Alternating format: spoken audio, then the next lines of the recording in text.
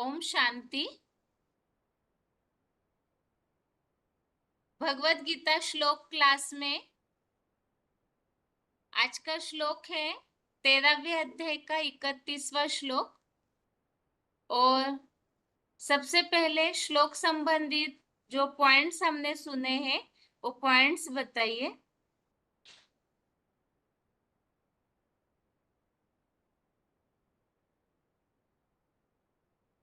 Phone unmute है।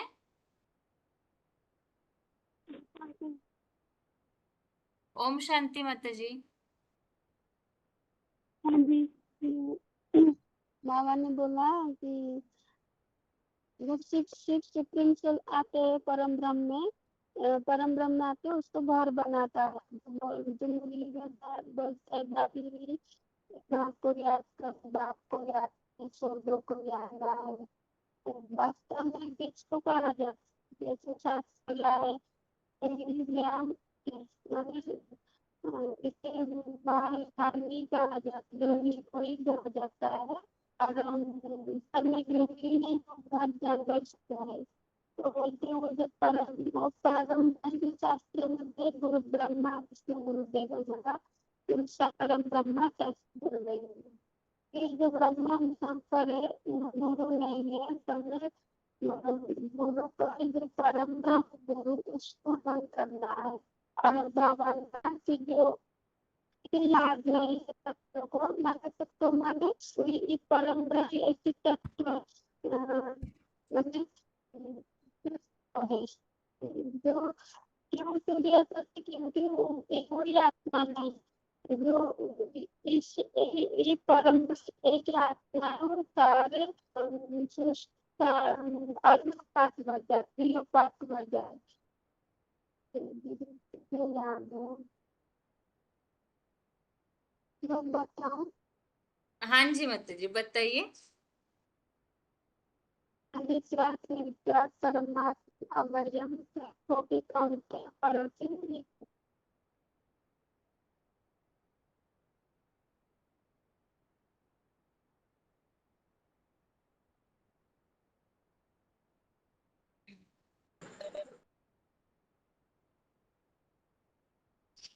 Hello. Om Shanti माता जी। ओम शांति दीदी। ये पॉइंट बताऊंगी दीदी। सूर्य तत्व परम ब्रह्म जिस तन में प्रवेश है वो बाबा का घर हो गया। और बाबा ने बताया कि गृहिणी है तो घर है और गृहिणी नहीं है तो घर घर नहीं कहा जाता, वो जंगल है।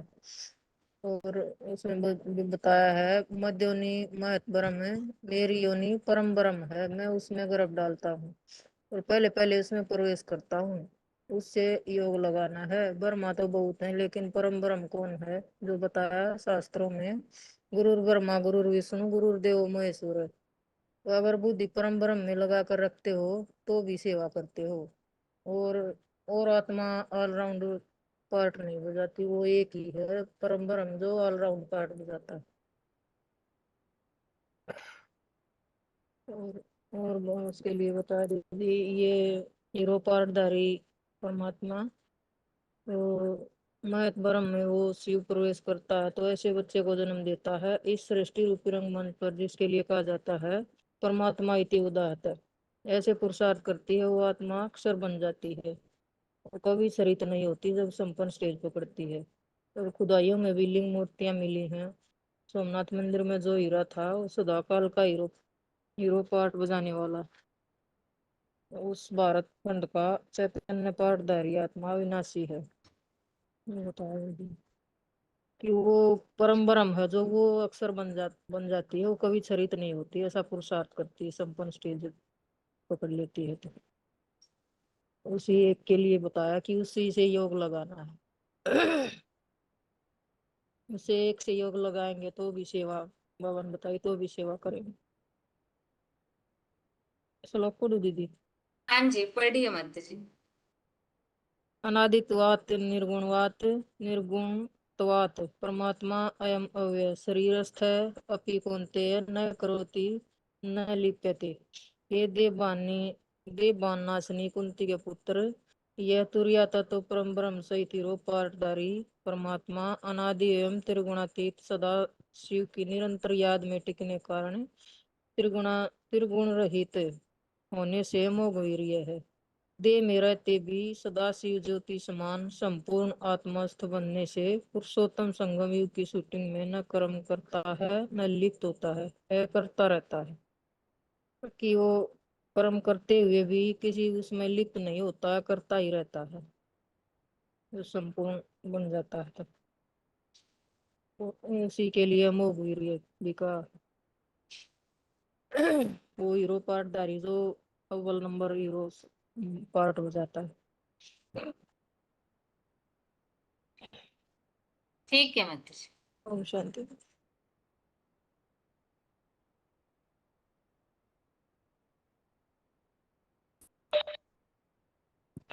ओम शांति। ओम शांति। बताइए। 52 पॉइंट बताया जो हीरो पाठधारी परमात्मा अनादि है। 52 ने बताया जिस महत ब्रह्म में परम ब्रह्म है वह है परम पुरुष शिव प्रवेश करता है, उसके द्वारा ऐसे बच्चे का जन्म देता है जो इस सृष्टि पर रंगमंच पर सदा मनुष्य आत्माओं के बीच परमात्मा उदाहरण तो बोल के बताया गया। इस तरह गीता में बोला वह परम आत्मा है। खेरित आत्माओं के बीच शिव बाप का बताया हुआ पुरुषार्थ ऐसा अव्वल नंबर पुरुषार्थ करती है कि संगम युग में सदा काल के लिए अक्षर बन जाती है, कभी भी क्षरित नहीं होती है। जब पुरुषार्थ का संपन्न स्टेज पकड़ती है, भारत और विदेश में जहाँ जहाँ खुदाइयाँ हुई है उनमें लिंग मूर्तियां सबसे जास्ती मिली है। इस बात का प्रमाण है इस सृष्टि पर सदा कायम यही रूप है जिस हम कहें हीरो पाठधारी। सोमनाथ मंदिर में जो हीरा है वो सृष्टि पूरी रंगमंच पर सदा कायम का पाठ बजाती है। श्लोक पढ़ो बहन जी। हाँ जी पढ़िए। अनादित्वात् निर्गुणत्वात् परमात्मा अयं अव्यय शरीरस्थं अपि कौन्तेय न करोति न लिप्यते। हे देहभान नाशिनी कुंती के पुत्र, यह तुरीय तत्व परम ब्रह्म रहित सहित हीरोपाठधारी परमात्मा अनादि एवं त्रिगुणातीत सदाशिव की निरंतर याद में टिकने के कारण त्रिगुण रहित होने से अमोघ बीर्ज है। देह में रहते भी सदाशिव ज्योति समान संपूर्ण आत्मस्थ बनने से पुरुषोत्तम संगम युग की शूटिंग में न कर्म करता है न लिप्त होता है, अकर्ता रहता है। ओम शांति। हेलो दीदी। हाँ जी। मैं लास्ट में दीदी थोड़ा वो बताऊंगी, अंतर बताऊंगी मैं। आज तो माताजी श्लोक का प्रश्न है ना, आप अगले अच्छा बुधवार अच्छा, को ठीक बताइए। ठीक है दीदी, ठीक है। आप बताइए भाई, इस श्लोक में क्या समझाया है बाबा ने। जी बहन, इसमें बताया है कि जो 500-700 करोड़ जो आत्माएं हैं उनमें जो तुरीय आत्मा है जो कि परम ब्रह्म है, वो जब आते हैं तो शिव के जो गुण है निराकारी निर्विकारी निरंकारी, ये गुण को पूरा वो धारण कर लेता है और वह जो ये तीन तत्व है, ये तीन तत्वों से ऊपरे हो जाता है और ऐसा स्थिति हो जाता है कि शरीर तो है लेकिन कोई इंद्रिय का भान भी नहीं रहता है, कर्म करता है लेकिन कर्म में लिम्पयामान नहीं होता, अकर्ता कहा जाता है। जी ठीक है। बहन जी।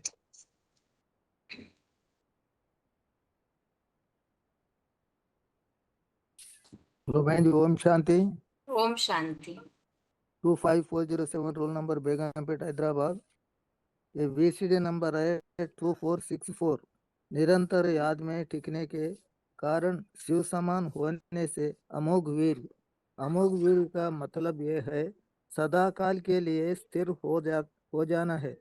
कामेंद्री पर पूरा ही जीत पालेना है। शक्ति क्षीण होने पतित होने के भी नाम निशानी ही पैदा न हो, जिसको शास्त्रों में विद्वानों में कहा दिया कि कमर के हिस्से में कुंडली शक्ति है। वो शक्ति सो ही पड़ती है। अज्ञान अंधकार उसे आकर तो वो मस्तक की तरफ ऊपर चढ़ने के स्वभाव वाली बन जाती है। क्या वो शक्ति फिर कभी नीचे नहीं आई? अब वो शक्ति को कोई है ही नहीं। ये नहीं ईश्वर की निरंतर याद में रहते हुए जो शक्ति है उसको ऊपर चढ़ाने की बात है। जो तो जो आत्मा इस बात में अव्वल नंबर बन जाती है, जिसे कहते हैं शिव के समान, जिसका नाम शिव का साथ जोड़ा जाता है, जिसका नाम एक शंकर ही है, जिसका नाम शिव के साथ जोड़ा जाता है, तो वो शंकर वाली आत्मा अव्वल नंबर में आते हैं। तो पढ़ूं बहन जी? हाँ जी, पढ़िए। 13 अध्याय में 31वां श्लोक है। अनादित्वा तु निर्गुणात्वा तु परमात्मा अयम अव्ययः शरीरस्थः अपि कौन्तेय करोति न लिप्यते। और एक श्लोक पढ़ूं बहन जी? पढ़िए। यो माम अजम अनादिंच वेत्ति लोकी महेश्वरम असमूढ़ः समर्थेषु सर्व पापैः प्रमुच्यते।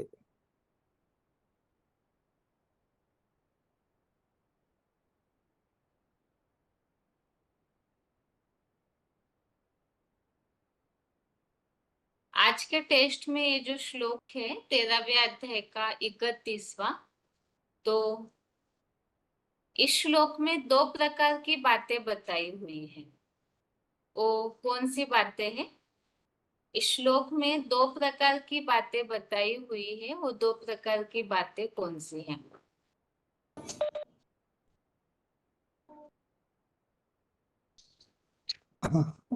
ओम शांति बहन जी। ओम शांति। 26-85 बालेश्वर। ये श्लोक को बताया कि अनादित्वात् निर्गुणत्वात् परमात्मा अयं अव्यय शरीरस्थोऽपि कौन्तेय न करोति न लिप्यते। यहाँ दो बात जो बताया, एक है निर्लेप अवस्था, अर्थात कर्म में बंधायमान नहीं होते, और दूसरा है त्रिगुण रहित, मैंने कोई गुण सतो रजो तमो ये तीनों गुणों के प्रभाव उस पर नहीं रहता परम ब्रह्म के ऊपर, क्योंकि वो जो शिव समान बन जाते हैं ना, वो तुरीय तत्व माने तो स्टेज को चल जाते हैं, शरीर में रहते हैं, फिर भी ये बिंदु बन जाते हैं। ओनली आत्मा माने 24 घंटा वो माने बिंदु में स्थिति में रहते हैं, इसकी अपना शरीर को भूल जाते हैं। इसीलिए वो त्रिगुणातीत है और कर्म में कोई बंधायमान नहीं होता, निर्लेप अवस्था बन जाता है। वही दो अवस्था को समझाया है। ठीक है, श्लोक बताइए। श्लोक है अनादित्वात् निर्गुणत्वात् परमात्मा अयं अव्ययः शरीरस्थोऽपि कौन्तेय न करोति न लिप्यते। ठीक।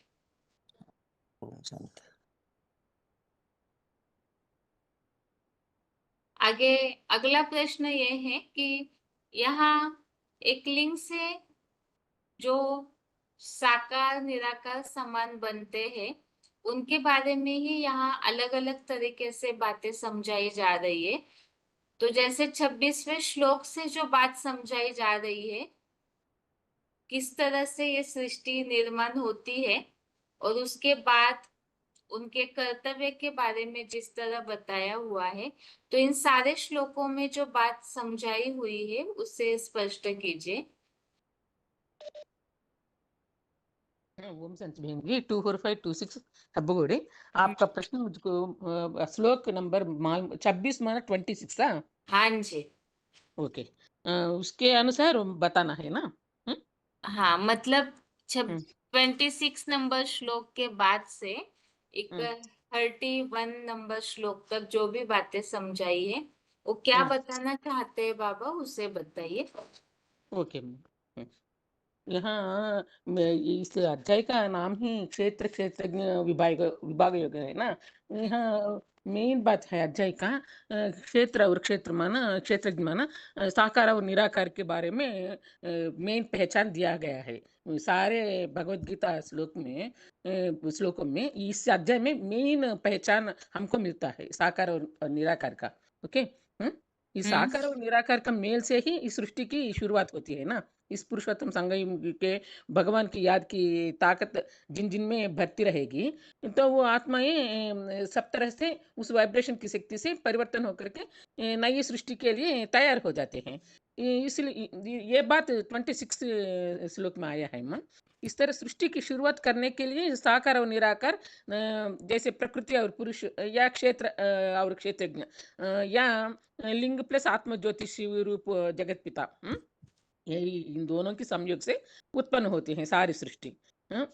बाद में ये 27 श्लोक में क्या बताया है ये प्रकृति और पुरुष के द्वारा ही इस सृष्टि के जड़ जंगम पदार्थ उत्पन्न होते हैं ऐसा बताया है ना। विनाश के समय में सब प्राणियों में वो अव्यक्त मूर्ति जो है वो योग ऊर्जा के द्वारा स्थित हो जाते हैं अर्थात याद जो है स्मृति जो है वो स्थायी हो जाती है। और इसी रूप में वो जो देखता है वो सब प्राणियों में इस भाव से जो देखता है वो ठीक देखता है माना भगवान नहीं भगवान की योग ऊर्जा समाई हुई है ऐसे जो देखने वाले हैं वो ठीक देखता है। 27 में आया है ये बात। 28 में अपने अपने पुरुषार्थ के अनुसार ही आत्मा रूपी बैटरीज में भगवान की याद रूपी ताकत भरी हुई है ऐसे समझने वाला पुरुषार्थी अपने मन से पाप करते हुए भी आत्मा का घात नहीं करता है। 28 में आया है ये बात। हाँ आत्मा का घात माना क्या है पतन माना क्या है इंद्रियों का जो सुख है उसमें आत्मा आसक्त नहीं होता है। प्रकृति के 3 गुणों के द्वारा शरीर से आत्मा सुख भोगती है। आत्मा सुख भोगने के कारण आत्मा की शक्ति क्षीण हो जाती है। 5 विकार आ जाते हैं इसके कारण 5 विकारों में काम और क्रोध ये दोनों बहुत बड़ी प्रभाव वाले विकार है ना। इन विकारों के प्रभाव में आत्मा ना जाना है। अगर कर्म करते समय आत्मिक स्थिति में रहे तो कोई भी ज्ञानी गलती नहीं होती है तो आत्मा का घात पता नहीं होता है। ऐसे इस प्रकार आत्मा ये समझ करके आत्मिक स्थिति की प्रैक्टिस करने के कारण परमपदी विष्णु के वैकुंठ की परम गति को पा सकते हैं। बाद में ಈಗ और भी कहा है ना 28 श्लोक में स्वर्ग में जाने के लिए आत्मिक स्थिति की प्रैक्टिस और भगवान की याद जरूर चाहिए। सबको आत्मिक स्थिति में देखना सभी में भगवान की याद की शक्ति उपस्थित है और वो शक्ति आत्मिक स्थिति के द्वारा ही मिल सकती है। तो ऐसे समझ करके जो अपनी आत्मा का पतन नहीं करते हैं वो फिर परम गति को पा सकते हैं। 29 में क्या आया है इस पुरुषोत्तम संगम युग पर जो जैसे जैसे अपने कर्मों की संकल्पों की शूटिंग करते हैं वो सब आत्मा के रिकॉर्ड की तरह सब आत्माओं में रिकॉर्ड की तरह बच जाता है और आत्मा में भरी हुई रिकॉर्ड के अनुसार घूमते रहते हैं 5,000 वर्ष के ब्राड्रामा में ये रिकॉर्ड ही घूमते रहता है। आत्मा की रील में जो भी भरा हुआ है इस सृष्टि चक्र या ड्रामा के अनुसार जो कुछ भी पाठ नूंदा हुआ है उसके अनुसार स्वभावतः ही कार्य होते रहते हैं। तो मैं यह करता हूँ ऐसे जो जानता है मानता है तो वो ठीक देखता है अर्थात साक्षी दृष्टा होकर वो जो कर्म करता है अपन को अकर्ता मानता है वो ठीक देखता है। इसका अर्थ ये नहीं है मैं शिव परमपिता जैसे शिवोहम ऐसे समझना नहीं है। इसका मतलब ये है कि शिव समान अकर्ता मानना अलग बात है। बाकी सदा काल के लिए शिव हम यहाँ ब्रह्मास्मि शिव समान अपन को कोई कह नहीं सकते है ना। यहाँ केवल सबके पार्ट इस ड्रामा के अनुसार नूंदे हुए हैं, उसी अनुसार ड्रामा रील घूमती रहते हैं।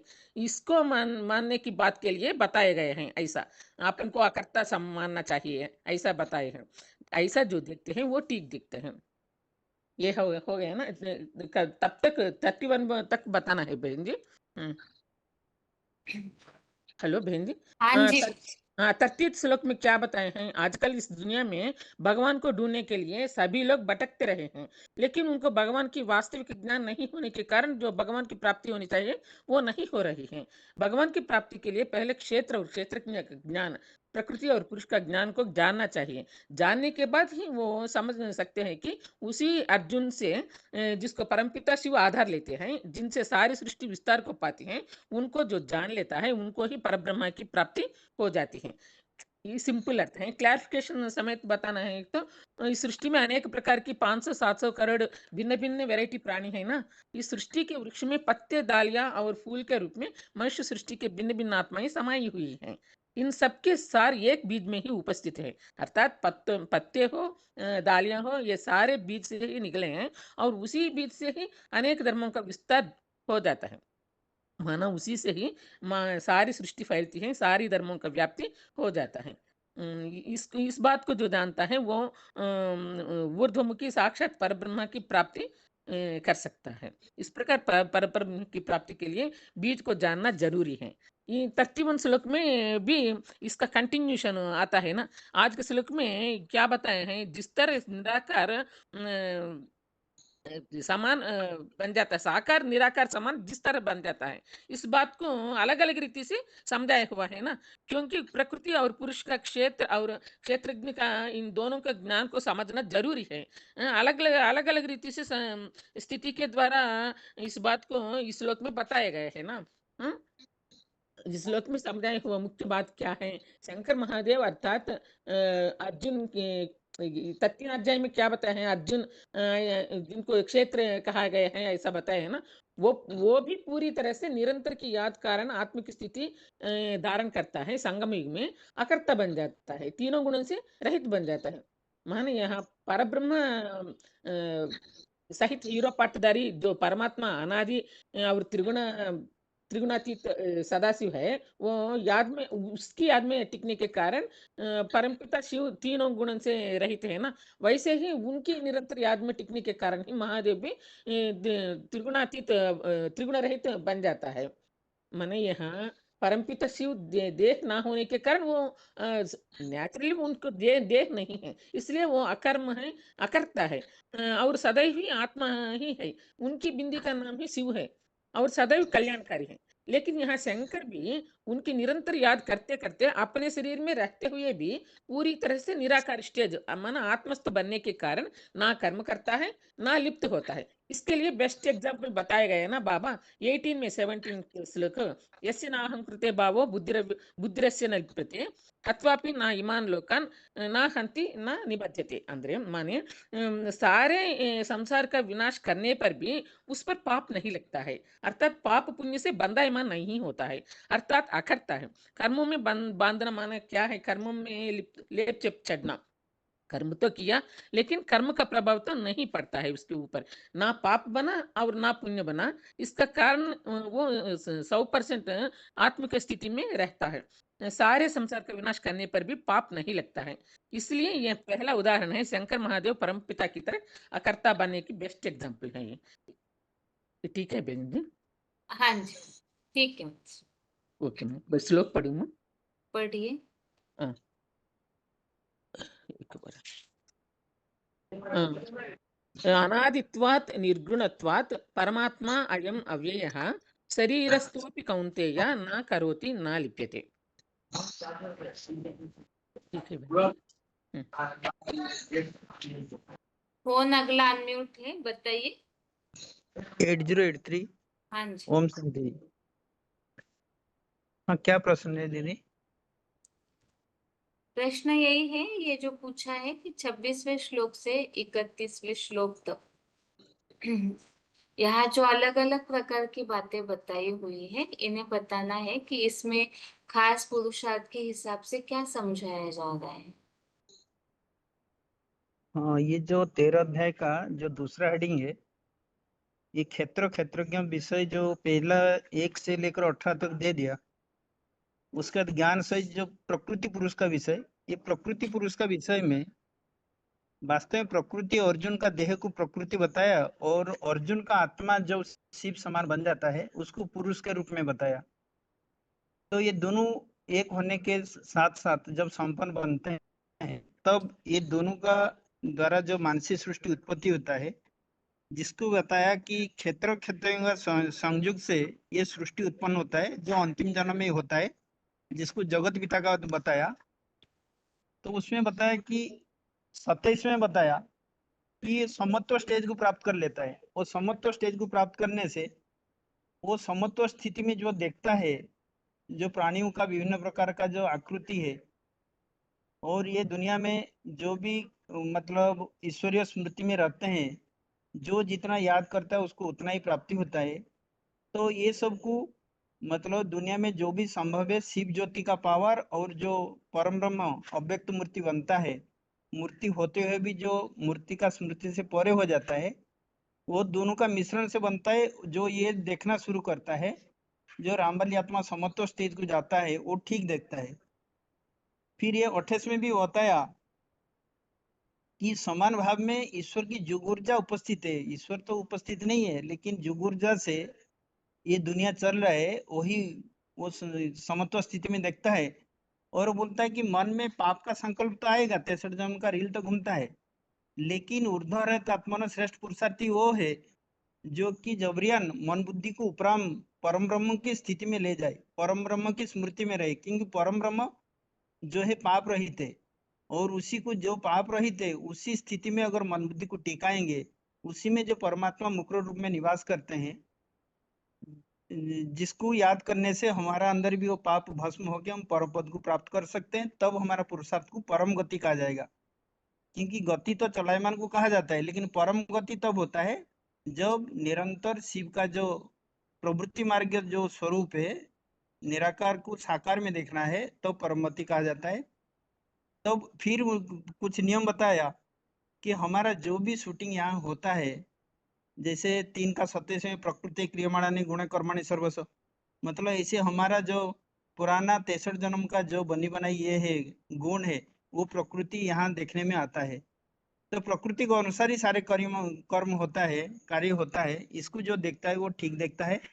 और जो संगम में ज्ञान मिलने के बाद जो आत्मा है परमात्मा की स्मृति में जाते हैं कि परम ब्रह्म को याद करते हैं, ये दोनों की याद में ये होते हैं। तो ये बोला कि सदा शिव शिवहम ये ब्रह्मास्मि, शिवहम मतलब शिव जिसमें प्रवेश करके काम करते हैं। वास्तव में शिव तो प्रवेश करके काम करते हैं, लेकिन वो शिवहम मतलब मैं ही शिव हूँ, मैं ही कल्याणकारी हूँ, ये सब बातें नहीं बोलते हैं। ऐसी ब्रह्मास्मि, ब्रह्मा मतलब जिसमें शिव प्रवेश करते हैं। ब्रह्मास्मि वास्तव में ये ओनली संगम की बात है, सदा काल का बात नहीं है, क्योंकि सदा काल तो सृष्टि नीचे गिरता है। इस संगम में परमात्मा शिव आने के बाद सृष्टि ऊपर उठता है। तो ये ब्रह्मास्मि व शिवम, ये तो ब्रह्मा में शिव आके निवास करते हैं, ये ओनली संगम का बात है। क्योंकि चतुर्युग में तो शिव होते नहीं, शिव तो परम धाम में होते हैं। तो उस टाइम में दुनिया का कल्याण होना कि दुनिया ऊपर उठने की बात नहीं आता है। फिर बोलते हैं जो आत्मा प्राणियों का विभिन्न प्रकार आकृति का भिन्नता होते हुए भी परमात्मा शिव जिसमें प्रवेश करते हैं उसमें हर प्रकार के गुण होता है, ये सब जान लेता है और उसी में मन बुद्धि को एकाग्र कर लेता है और जैसे परम ब्रह्म को प्राप्ति कर लेता है। और परम ब्रह्म को प्राप्ति करने के बाद अनादित्वात् और निर्गुणत्वात् बनता है। मतलब अनादित्वात् मतलब जो परमात्मा जिसमें प्रवेश करते हैं वो अनादि, क्योंकि सच्चाई जो है हमेशा के लिए रहता है और ये 3 गुणों से रहित हो जाता है। क्योंकि सत्य त्रेता द्वापर कली ये 3 गुण चलता है, लेकिन जब संगम में वो परमात्मा को याद करता है वो त्रिगुणातीत बन जाता है, शिव समान बन जाता है। तो वो अमुक वीर्य बन जाता है, जो शारीरिक शक्ति ऊर्जा नीचे खेरित हो रहा था उसको ऊपर उठाने का काम करता है।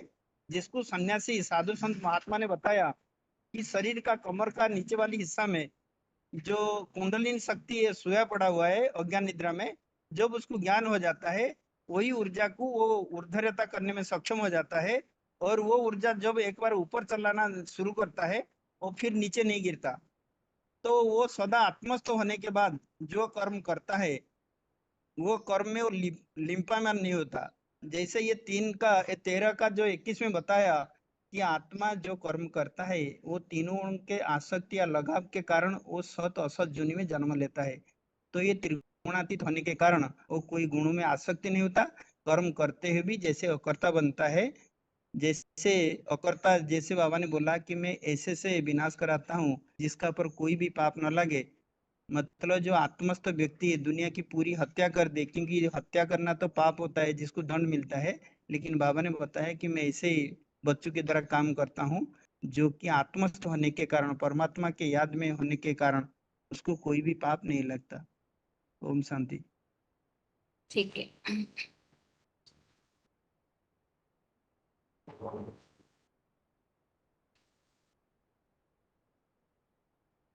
पिछले हफ्ते के क्लास में जो श्लोक टेस्ट था उसमें कोई कोई टॉपिक बताने के लिए पेंडिंग था, तो उनके फोन अभी अनम्यूट किए जाएंगे, और जो बचा हुआ समय है उसमें फिर दूसरे अध्याय संबंधित टेस्ट होगी।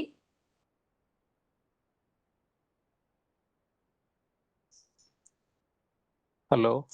हाँ जी। हाँ जी, कौन सा बताना था मुझे? ये अच्छा, ये जो सारे अध्याय के बारे में बता रहे था ना? हाँ जी। हाँ, वो कहाँ था? तो शुरू से करूँ, बताऊं? हाँ जी, शुरू से बताइए। श्रीमद् भगवत गीता गीता में जो पहले अध्याय है उसका नाम है आपका अर्जुन विषाद युग। अर्जुन विषाद युग ये कलियुगांत में जो समस्या जर्जरित मानव जीवन है उसको बताया कि युद्ध क्षेत्र है। पहला श्लोक जो धर्म क्षेत्र युद्ध क्षेत्र है, तो वो धर्म क्षेत्र किसका क्षेत्र है? जिस क्षेत्र में स्वयं त्रिकालदर्शी परमपिता परमात्मा शिव प्रवेश करते हैं वही धर्म क्षेत्र है, उसी को ही यज्ञ कुंड कहा जाता है।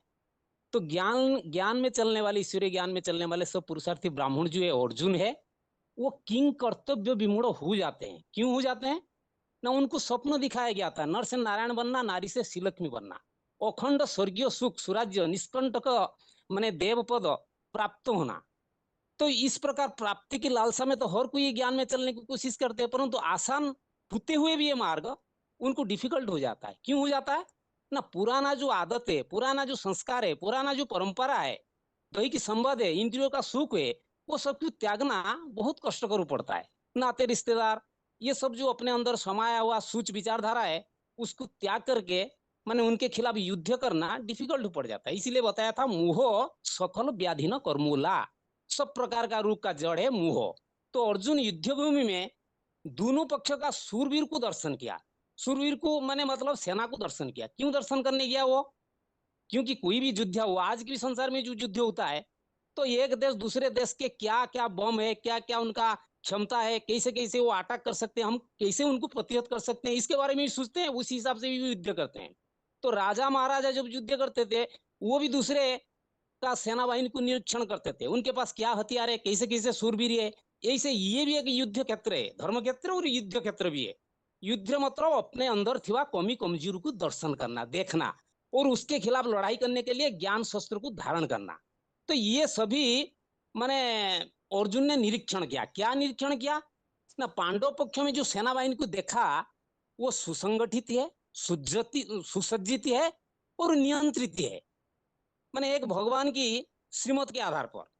बाकी कौरव सेना को निरीक्षण किया, कौरव सेना में क्या कमी थी ना? कौरव सेना वो भी तो ज्ञानी थे, लेकिन ज्ञानी होते हुए भी माने वो माने उसके अंदर छल छिद्र कपट और उसके अंदर बहुत सारे दुर्गुण भरे हुए थे। मतलब वो ऐसे थे जो कि अधर्म के रास्ते पर भी चलने वाले थे, धर्म अधर्म, ज्ञानी अज्ञानी और छल छिद्र कपट के वो लसे हुए थे। तो ये प्रकार चीज को उन्होंने देखा। मतलब दोनों सेना बाहिनी के देखने के बाद तो इनके पास तो ज्ञान शस्त्र है, कोई कमी नहीं है, इसलिए युद्ध उनको क्षत्रिय वीर होकर लड़ना चाहिए था। लेकिन फिर भी माने वो जानते हुए कि ये जो माने युद्ध क्षेत्र है, जिस क्षेत्र में वो खड़ा हुआ है, दोनों सेना को दर्शन करने के बाद और एक चीज सुना, वो सभी का मुख रूपी शंख में जो आवाज निकल रहा है, शंख ध्वनि, जिसको भगवान ने माने पांचों जन्य शंख ध्वनि कर रहा है, पांडवों ने भी अपने अपने शंख ध्वनि कर रहे हैं, और कौरवों का जो शंख ध्वनि था उसमें कोई दिव्यता नहीं थी, लेकिन पांडवों के शंख ध्वनि में दिव्य, इसलिए बताया दिव्य शंख प्रद्युत्मतु। लेकिन कौरवों का जो शंख था उसमें अज्ञानता रूपी मुख में माने सिंह की दहाड़ मार रहे थे, जैसे कि संसार रूपी जंगल में, कि भगवान सर्वव्यापी है, आत्मा सुपरमात्मा है, माने हर मनुष्य आत्मा है, माने 84 लाख यूनिया लेते हैं। तो इस प्रकार का शास्त्रों के सुनी सुनाई बात पर जो अज्ञान अंधकार फैली दिए, जिसको बताया कि माने संसार रूपी जंगल में यही से पितामह भीष्म रूपी जो ब्रह्मचारी है, जो निवृत्ति मार्ग के सन्यासी है, जो कि आज की प्रजातंत्र की नुमाइंदों के नीचे रहते हैं, तो उनकी छत्र छाया के नीचे रहने से इनके अंदर ताकत आ जाती है, शक्ति आ जाता है, कि वो अपना सीना चौड़ा करके संसार की रूपी जंगल में यही से अज्ञानता रूपी ध्वनि कर रहे हैं, जिस ध्वनि के आधार पर आज की संसार में जो हाया मीडिया फैली हुई है, वो उनको और जैसे कि कहते ही रणसिंगा या टीवी चैनल्स, रेडियो, अखबार, ये सब उन आवाज को और व्यापक तरीके से संसार में फैला देते हैं, जिसके तहत क्या हो जाता है ना, सारा संसार में अज्ञान अंधकार फैल जाता है, भगवान का नाम निशान गुम कर देते, जिसके वजह से अधर्म बढ़ जाता है। अधर्म को भी अच्छी तरह से अर्जुन महसूस करता है। अधर्म विवाद कृष्ण प्रदूषणते कुलस्त्रियो त्रिषु दुष्णासु वासनेय जायते वर्ण संकर संकरु नरकाय कुलाग्ना कुलस्य च पतंति पितुर ऐसा लुप्त पिंडोदक क्रिया दुस्सरंते कुलाग्ना वर्ण संकर कारके उत्सादंता जातीय धर्म कुल धर्म च शाश्वत उत्सजना कुल धर्मणा मनुष्यना जनार्दन नरके नियत वास भवति इति अनुशुश्रुम। मतलब वर्ण संकर प्रजा पैदा होंगे और कोलनाशक होगा, पितृपुरुष पिंडपान में वंचित रहेंगे, और चौथा बात है आपका ये माने हमारा जो पारंपरिक समाज में जो स्थिति था, धार्मिक समाज, वो नष्ट हो जाता है, विदेशी पाश्चात्य शिक्षा सभ्यता में प्रसार हो जाता है। तो इस प्रकार का अज्ञानता फैलते हुए अर्जुन जानते हुए भी फिर युद्ध करने के लिए असमर्थ हो जाता है कि मैं युद्ध नहीं करूंगा। तो क्षत्रिय वीर होते हुए अर्जुन शस्त्र छोड़कर बैठ जाना, माना हिम्मत हारना, कायर होना, नपुंसक बनना, ये सबसे बड़ा अपकीर्तिकारक मलिनता है। ऐसी हालत होगा तो वैकुंठ लोक स्वर्गीय गति जो होना चाहिए था वो तो स्वप्न में ही रह जाएगा। अर्जुन मन में उल्लास और उस माने उत्साह भरने के लिए तो भगवान ने क्या किए ने उनके अंदर हिम्मत भरने के लिए अर्जुन रूपी पुरुषार्थियों को तो टिप्स दिए, उसको कुछ बताए। बोले अर्जुन तो सारे पुतामेल अपने सामने रखा था भगवान के सामने, तो भगवान ने उनको बताया कि यही दरिद्रपना जो तेरे अंदर है यही सबसे बड़ा पातक पुंजा, नहीं दरिद्र समा पातक पुंजा। तो अर्जुन जिस बात पर सुख कर रहा है और जिनके सामने खड़ा हो कि किन प्रकार से शस्त्र से सुसज्जित है उसको देख रहा था, फिर भी युद्ध करने के लिए नहीं जाता था। तो भगवान ने अर्जुन रूपी पुरुषार्थी को तो क्या किया ना, आत्मा रूप को ज्ञान उसको दिया उनके सामने कि आत्मा अविनाशी है, अजर अमर है, शाश्वत है, देह विनाशी है, देह का धर्म विनाशी है, आत्मा धर्म में टिकना और बुद्धि को स्थिरियम करना, ये सबसे बड़ा मूल मंत्र है। आत्मा मूल रूप में निर्विकारी अति सूक्ष्म, देह जो है ये चार अवस्था में माने ये शैशव, किशोर, युवा और बुढ़ापा अवस्था में गति करती है, लेकिन आत्मा मूल रूप में वो शरीर को परित्याग करता है, दूसरा शरीर लेता है। तो इस प्रकार का बात बहुत सारे, आत्मा कभी मरता नहीं है, वजर अमर अविनाशी है। जो क्षत्रिय है जब आत्मज्ञान को प्राप्त करता है उसके अंदर क्षात्र धर्म जो है जगता है, जो अपने को आत्मा निश्चय कर लेता है अर्थात आत्मस्थिति में टिक जाता है, वही क्षत्रिय वीर है। तो वो कभी नहीं चाहेगा कि क्षत्र धर्म नष्ट हो जाओ, माने सूर्य जो धुतिदा की उद्यते भी अपलायनम दानम ईश्वर भाव क्षेत्र कर्म स्वभाव, जो क्षत्रिय कर्म धर्म के साथ वो खड़े रहने को चाहेगा। शरीर क्षेत्र में जो आत्मा है वो क्षेत्रज्ञ है, तो माने शरीर रूपी कर्मेंद्रिय को तो आत्मा ज्ञान सहित उसको चलाना चाहिए 23 तत्वों को, तो तब तो क्षत्रिय अपना धर्म निभा सकता है।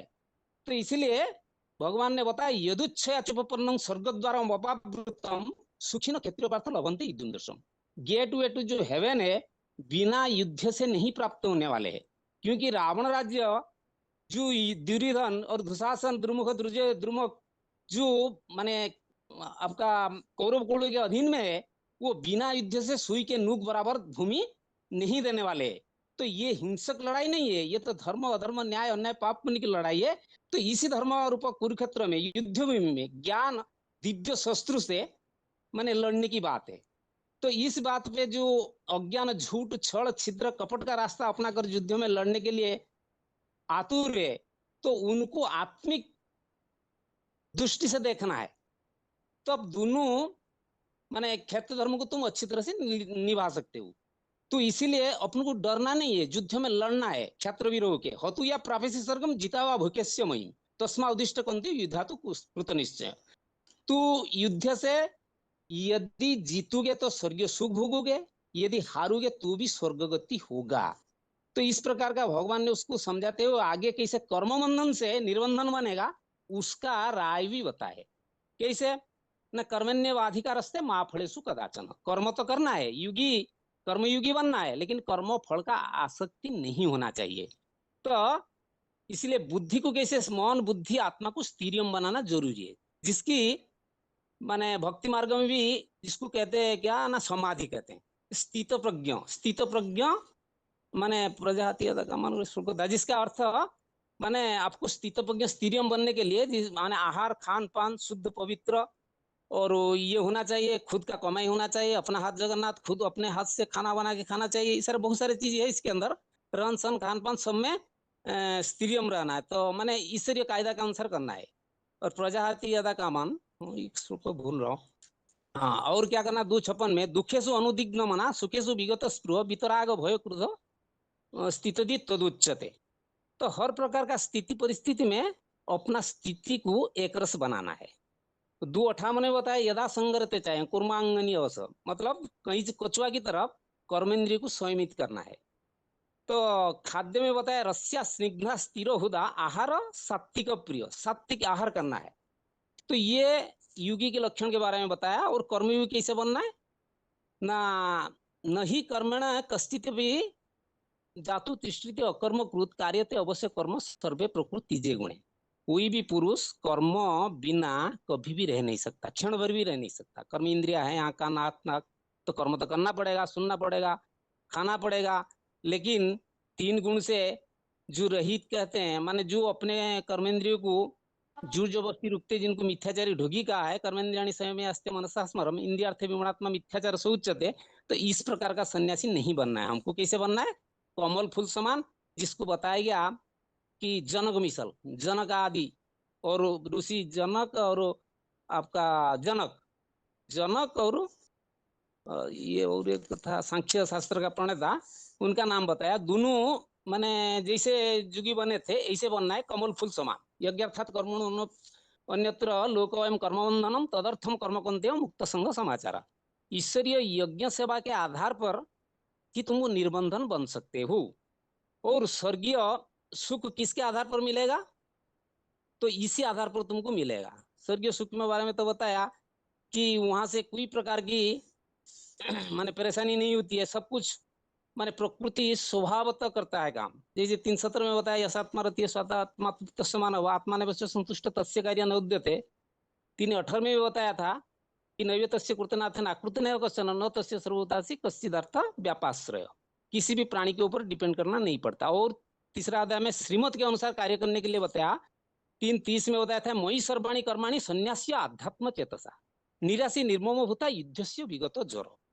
ये में मतम इदम नित्य अनुष्ठितंति मानवा श्रद्धावंतु अनुसूयंतु मुच्यते ते भी कर्म भी। श्रीमत से कर्म न करने से नारक की गति दुर्गति होती है, इसीलिए श्रीमत के आधार पर कर्म करना यह सर्वोपरि है। तो इसे ये क्या होगा, तभी आत्मधर्म को तुम रक्षा कर पाओगे। नहीं तो श्रेयान सुधर्म विगुण परधर्मात सुनिष्ठितात सुधर्म निधन से परोधर्म भयावह। देह का धर्म जो है परधर्म है, उससे ख्यात धर्म नष्ट हो जाएगा। इसलिए अपने सुधर्म आत्मिक धर्म को रक्षा करना चाहिए। नहीं तो क्या होगा, देह का धर्म सृष्टि होगा तो काम क्रोध उत्पत्ति हो जाएगा। जिसको बताया था काम ऐसा क्रोध रजोगुण समुद्भव महासनु महापापमा विधि में ही परिणाम। काम का निरोध करने का उपाय भी बताया 3:42 और 43 में कि इंद्रियाणि परान्याव इंद्रियभ्य परम मन मनस्वस्तु पराबुद्धि सबुद्धि परतुष। तो इसीलिए इस विकार को जो सबसे बड़ा विकार है, जो मानव को सबसे नीचे गिराता है, जो आवृत करके रखता है, ज्ञान को ढक देता है, वो सबसे बड़ा हानि करता है इंसान का काम और क्रोध। इसको नाश करने के लिए बुद्धिमान का बुद्धि जो परमपिता परमात्मा है उसकी शरण में जाना चाहिए, अर्थात भगवान की शरण में जाइए। एवं बुद्धा परम बुद्धा संस्तव्य आत्मानंग आत्मानंग जही शत्रु महाभाव कामरूपम दुरासदम। कामरूप राक्षस को मारने के लिए ये सबसे बड़ी शक्ति ताकत ऊर्जा है भगवान से मिलेगी, और किसको नहीं, किनको, उनका नाम है मधुसूदन। तो मधु मतलब काम विकार से निजात पाने के लिए उनकी आश्रय लेना बहुत जरूरी है। ज्ञान संन्यास कर्म संन्यासी युग में वही बात को और स्पष्ट करके भगवान का परिचय दिया कि विवस्व तो मनु है वो। तो उनको जानना चाहिए वो कैसे सृष्टि पर आके भगवान ने हर कल्पांतकालीन संगम युग में दिव्य जन्म अवतरण करके कैसे दिव्य कर्मों के आधार पर राज्य की पाठ पढ़ाया करते हैं। और सारे बात इसमें उल्लेख है। विवस्वतों को ज्ञान सूर्य ज्ञान देते हैं, फिर ज्ञान पूरे 25,000 चलता है जहाँ स्वर्गीय सुख मिलता है। तो धर्म का स्थापना करते हैं, अधर्म का विनाश करते हैं। तो भगवान को मुख्य कर्तव्य क्या है, उसके साथ माने कैसे अकर्ता अभुक्ता और कर्मों का लेपछेप उनके अंदर नहीं लगता, और कर्म क्या है विकर्म क्या है, सारे बात डिटेल इसी अध्याय में बनना किया गया है। जो राज्य की पढ़ाई है उसका मुख्य चैप्टर इसमें है, समाहित है। राज्य की पढ़ाई पढ़ने वाले युगियों का आचरण कैसे होना चाहिए। तो इस ईश्वरीय ज्ञान से कामोग्नि से सब जैसे भस्मीभूत हो जाता है, तो ज्ञान अग्नि से, तो ईश्वरीय पढ़ाई द्वारा ज्ञान अग्नि से हमारा कामोग्नि भस्मीभूत होने के साथ साथ आसक्ति जो है वो मिटता है। इसीलिए बताया था यस्य सर्वे समारंभा काम संकल्प वर्जिता ज्ञानाग्नि दग्ध कर्माणि तमाहु पंडितो बुधा। कोई फल का आशा नहीं करना है, कर्म में अच्छी तरह लगा रहना। इसलिए बता त्यक्त कर्म फल संगम नित्यत्व निराश्रित कर्मणि भी अभिप्रवृत्ति नैव किंचित करोति। ये हेलो हाँ जी, डबल आवाज आ रहा है। यदुच्छा संतुष्ट लाभो द्वंद्वति विमस्वर समसिद्ध सिद्धुच्छ कुत्वापि न निबध्यते। अर्थात अलग अलग माने कोई प्रकार इच्छा कामना नहीं करना चाहिए, हर स्थिति परिस्थिति समान भाव के रहना है। और अलग अलग यज्ञ के बारे में भी बताया, जैसे तपोयज्ञ, द्रव्य यज्ञ, स्वाध्याय यज्ञ। इसमें सबसे बड़ा यज्ञ की बात में बताया कि हमारा ये अश्वमेध रुद्र गीता ज्ञान यज्ञ, श्रेयान द्रव्य मयात यज्ञ ज्ञान यज्ञ परम तप सर्वकर्म अखिलम पार्थ ज्ञान परिसमाप्यते। ईश्वरीय ज्ञान यज्ञ का महत्व, उसका पराकाष्ठा इसमें प्रतिपादन किया गया है।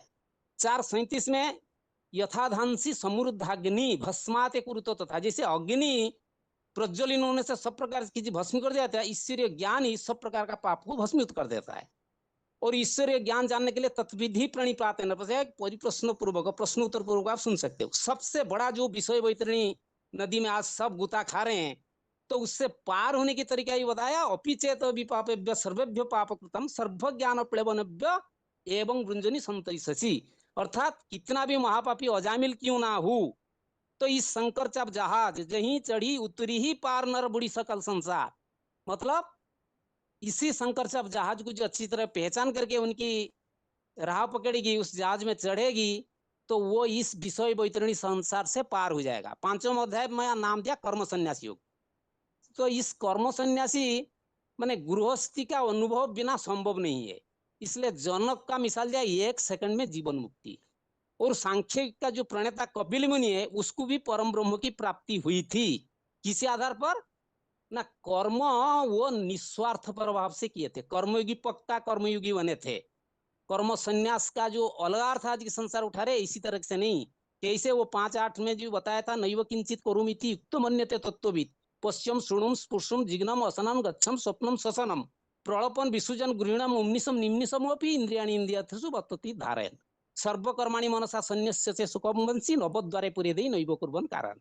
अर्थात तो उनके अंदर ये जो अनासक्तिपना है, कोई भी कर्मेंद्रिय कैसे भी वो सब कर्मेंद्रिय से काम करते हैं, आत्मस्तुति में पूरा स्मृति में टिके रहते हैं। और उनके अंदर था समदर्शीपना। कैसे समदर्शीपना, विद्या विनय संपन्न ब्राह्मण गविहस्तिनी सुनी चैव सुपाकचे पंडिता समदर्शिनी यह तर्जित सर्ग ईशा साम्य स्थित मन निर्दोष सम मन तस्माते ब्रह्मणि स्थिता जितात्मना प्रशांतस्य परमात्मा समाहित शीतोष्ण सुख दुःखसु तथा मानव अपमानियु सुमित्राय उदासीनम मध्य से द्वेष बंधुसु साधुसु अपि पापेषु समोवृद्धि विशिष्यते। तो समान बुद्धि के ऊपर तो बहुत सारे श्लोक है, लेकिन इसके आधार पर हम ये बता सकते हैं कि कर्म संन्यास का प्रकृत प्रारूप क्या है। और 6वां अध्याय जो है उसका नाम है आत्म संयम। आत्मा को हम संयम कैसे करेंगे ना, सर्व संकल्प को त्याग करना, क्योंकि संकल्प प्रभावन कामान त्यक्ता सर्वाणी अशेषत, ये जो कामना है वो संकल्प के अंदर ही पैदा होता है, उसको त्याग करना सबसे बड़ी चीज है। इसीलिए न ही असन्यस्त संकल्प योगी भवति कश्चन, जो संकल्प को त्याग न किया उसको योगी कह सकते हैं हम। कामनाओं के कारण मन से इंद्रियों को माने संयमित करना पड़ेगा। कामनाओं के त्याग करके मन से हमें इंद्रियों को क्या करेगा, संयमित करना पड़ेगा। और एक आत्म बिंदु में मन को स्थिरियम करना, क्योंकि मन बार बार भागेगा, उसका धर्म है, चंचल मन है, परंतु उससे एक सगुण प्लस निर्गुण सदाशिव ज्योति में याद करूं या अपना भ्रू मध्य में आत्मा की याद करूं, इसी विधि बताई।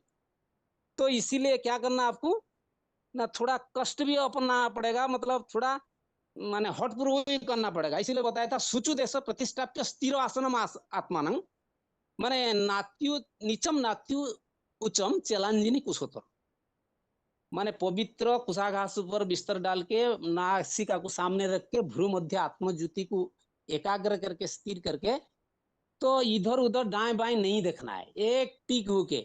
ये बात नहीं करते आराम सहज राजयोगी समझ करके, बहुत सारे क्या करते हैं पंखा लगा देते हैं, आराम से बैठ जाते हैं, तो नींद आ जाता है। नींद आने का मुख्य कारण ये है, इसलिए थोड़ा हठपूर्वक करना पड़ेगा। तो इसी प्रकार करेंगे। और युक्त आहार विहार से युक्त चेष्टे से क्रमशः, आहार विहार खान पान रहन सहन, खुद का कमाई खुद का हाथ का बना हुआ खाना, ये योगी का परम श्रेय है। 6 सूळे में बताया, न तो तू अश्न तू न तू ये न तो एकांत मन न पियो स्वप्नशील से जागृत नहीं हो, ज्यादा सुना ज्यादा माने खाना ये भी ठीक नहीं है। और मन का निग्रह कैसे करेंगे, मन तो बहुत चंचल है, उसको रुकना बड़ा कठिन है। इसीलिए उसका माने माने उसका भी एक तरीका बताया, अभ्यास तू कौन थे वैराग्य गुरु, अर्थात एटमी की जो महाविनाश है, अभी विश्व तो युद्ध की बारूद की गदे पर खड़े हुए हैं, तो इसको सामने लाओ, ये ज्यादा दिन चलने वाले नहीं है, तब आपके मन में वैराग्य आएगा। बिनु वैराग्य न प्रीति गोसाई, भगवान के साथ प्रीति जोड़ने के लिए वैराग्य मोस्ट एसेंशियल है। और ज्ञान विज्ञान युग जो 7वां अध्याय है, उसमें विशेष ज्ञान क्या है ना, भगवान का परिचय है, जो इसी अध्याय में समाहित है। भगवान सच्ची एडवांस गीता ज्ञान के आधार पर प्रश्नोत्तर पूर्वक बता रहे हैं, क्योंकि त्रिकालदर्शिता का श्रेष्ठ ज्ञान इनको जानने के बाद कुछ और संसार में जानने का चीज नहीं रहा है। इसलिए भगवान का अस्तित्व क्या है, उनका पारदर्शिता क्या है, भगवान को प्राप्त करने के लिए क्या क्या करना पड़ेगा, उसमें भी तरीका बताया। और भगवान का विशेष कर्तव्य बुद्ध का ज्ञान इसमें दर्शाया गया है। जो 23 तत्व पूर्वक जानता है उसको मनुष्य सहस्त्र कश्चित यतेति सदय अततानापि सिद्धानं कश्चित मांग व्यतीत तत्व, तो माने तत्व पूर्वक। और 8 देवों का जो प्रकृष्ट रचना है उसको भी जानना है, परा प्रकृति अपरा प्रकृति कैसे एक ही तन में कार्य करते हैं, जिससे सारी दुनिया 500-700 करोड़ माला फिरी हुई है, जिसको कहता है सर्व माने मत इदम, माने सारी दुनिया एक ही शंकर महादेव की गला का मार बनती है, और सारा सृष्टि का वो बीज है। भगवान सर्वव्यापक नहीं है, ये भी बताया 7:12 में, 7:25 में और 7:70 में बताया कि ज्ञानी और योगी दोनों भगवान का प्रिय है। और एक विशेष जानने की बात इसमें दर्शाया है, भक्त जो उपासना करते हैं, तो जो जिसका उपासना करते हैं वही उसका प्रिय बनता है। इस अध्याय में भगवान को जानने की बात उल्लेख है, विशेष रूप से जो यादगार संसार में बनी हुई है, ये बात को दर्शाया गया है। और 8वां अध्याय का नाम है अक्षर ब्रह्म युग। शॉर्ट में बता रहा हूँ, खत्म नहीं होगा। इसलिए महादेव सदाशिव समान बना शंकर प्राणियों का अधिपति है, भूतनाथ है, रुद्र यज्ञाधिपति है, शिव बाबा सहित अव्यक्त अभुक्ता शिव को जानना विशेष जरूरी है। ये विशेष ज्ञान है, ये बाप की पहचान है। इस अध्याय में मुख्यतः जो पंचमुखी परम ब्रह्म है, जिसका मुख ऊर्ध्व ऊपर की तरह दिखाया गया है, जिसको ऊर्ध्व मूलम अधो शाखा के रूप में बताया गया, वही अविनाशी अक्षर परम ब्रह्म रूपी माता और पिता साकार सृष्टि पर कैसे पाठ बजाते हैं। तो ये सृष्टि विशाल नाटक है, 5000 साल का ड्रामा है। तो बाबा जी एक बात बताए, बाप को याद करूं, घर को याद करूं, सुखधाम को याद करूं, तो कोई अलग अलग नहीं है, एक ही बात है। तो हमको तो इसी अध्याय में बहुत चीज जानना है, याद कैसे करना है, भगवान की पहचान है, साकार निराकार की भी पहचान इसमें दिया गया है। और इसके साथ साथ माने ये सृष्टि जो आब्रह्म भुवनालु को पुनरावृत्ति अर्जुन, पूरा 5000 ड्रामा चक्र सृष्टि रंगमंच से लेके परम धाम तक विशाल सृष्टि नाटक एक चक्राकार में घूमता रहता है। माने ऊपर से सृष्टि रंगमंच से जो आत्मा है सृष्टि रंगमंच में आते हैं परम धाम से, फिर उनका पाठ खत्म होके ऊपर जाता है। ये इसमें ब्रह्मा का रात दिन शुक्ल पक्ष कृष्ण पक्ष घूमता रहता है, बहुत सारी चीज इसमें दर्शाया गया है। तो इसके साथ सबसे बड़ी बात है जो रुद्राक्ष है 4.5 लाख, जिनको शास्त्र में गायन है, और कोई रानी के गले में है ना 9 लाख की हार पड़ा था, जो यादगार है संसार में। वास्तव की सृष्टि रंगमंच पर है, जो परमपिता परमात्मा जिस मुकरतन में प्रवेश करते हैं परम ब्रह्म है, उसका ही यादगार बनता है, वही साकार परमधाम बनता है सृष्टि पर, उसका भी यादगार है। मैं शॉर्ट में बता रहा हूँ। फिर 9वें अध्याय में राजू की आया राजविद्या राजगृह, इतना दिव्य गहरा राजाओं का राजविद्या, अत्यंत पवित्र धर्मानुकूल, वो विदेशी विदोरियों से सर्वश्रेष्ठ ज्ञान है। तो इसको प्रश्नोत्तर पूर्वक यह जाना जाता है भगवान का दिव्य अव्यक्त लिंग मूर्ति द्वारा कैसे सारा जड़ जंगम सृष्टि विस्तार को प्राप्त हुआ है। वही अव्यक्त मूर्ति अर्थात मूर्ति तो है, फिर अव्यक्त अर्थात पूरा शिव समान निराकारी निर्विकारी निरहंकारी जब बन जाता है, तो उसी अव्यक्त ऐश्वर्यवान लिंग मूर्ति से माने ये सारा संसार विस्तार प्राप्त हो गया है। इस अध्याय में सृष्टि का सबसे बड़ा चीज जो आज की संसार में लोगों के पास अनभिज्ञ है, अलग अलग मत दे रहे हैं, कोई कह रहा है स्टेडी स्टेट मतवाद, बिग बैंग मतवाद, निहारिका सृष्टि, कोई डार्विन थ्योरी का भी रहस्य उद्घाटन करते हैं कि इसी आधार से सृष्टि बनी हुई है। लेकिन भगवान यहाँ कहते हैं सृष्टि का उत्पत्ति और रहस्य, स्थापना और पालना का ये सही क्लासिफिकेशन दिए हैं, तथा भगवान एक मानव शरीर का आधार लेके आते हैं। भगवान का निंदा करने वाला का दुर्गति होता है, भगवान का जो महिमा करते हैं उनका सदगति होता है। इसके साथ साथ भगवान ही इस सारे सृष्टि का ही जगत का पिता है। पिता अहमस्य जगतो, पिता माता धाता पितामह वेद पवित्र ओंकार वृक्षम जजुरेवच, अर्थात माने सर्व आत्माओं के पर शिव शंकर का कैसे प्रभाव है, इसको भी जानना बहुत जरूरी है। क्योंकि वो सारे सृष्टि का गति भरता प्रभु साखी निवास शरणं श्रुत, एक शरण का उस दिन बताए थे, यहाँ पे शरण आ गया। तो मतलब तो वो सबको माने शरणागत वत्सल और सबका माने गतिदाता और सबका माने पालन पोषण करता, सारा सृष्टि का भाग्य विधाता, और उनको जो याद करता है उनको जाता है। इसलिए बताया था यान्ति देवव्रता देवान पितृ यान्ति पितृव्रता भूते जायानि भूते जा। तो इस प्रकार का था, जो जिसको याद करता है, जिसका भक्त है, उसको वो प्राप्त करता है। तो भगवान किसको पात्रांतर नहीं करते, वो सबके प्रति समभाव रखते हैं। इसलिए बताया समोहं सर्वेषु भूतेषु नो द्वेष अस्ति मम प्रिय ये भजन्ति तू माम तो मयि तेतेषु च अयम्, अर्थात भगवान सारे सृष्टि को समान दृष्टि से देखता है, ज्ञान भी समान दृष्टि से देता है, किसको पात्रांतर नहीं करता है।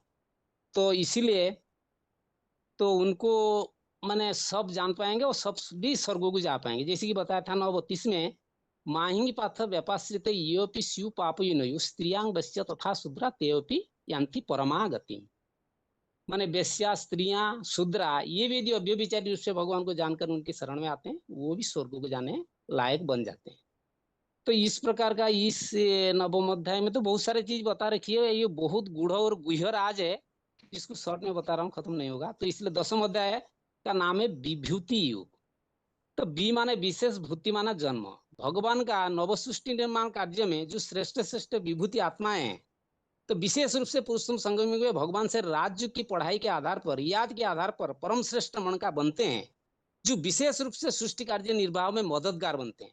सबसे अव्वल नंबर विभूति स्वयं महादेव शंकर है, जिसको बताया था मोहर्ष सप्तपूर्व चत्वारा मनोवस्था मध्भावे मानसा जाता है ईसा लोका इमा प्रजा, 4 जो मानस पुत्र है, और उसके अलावा 7 महर्षि है, जो 11 रुद्रगण हुए, ये इससे ही सारा वेराइटी प्रजा 500 उत्पन्न हुई है। सारे विश्व कल्याणकारी परंपरा एक सुप्रीम सुर बाप से आती है।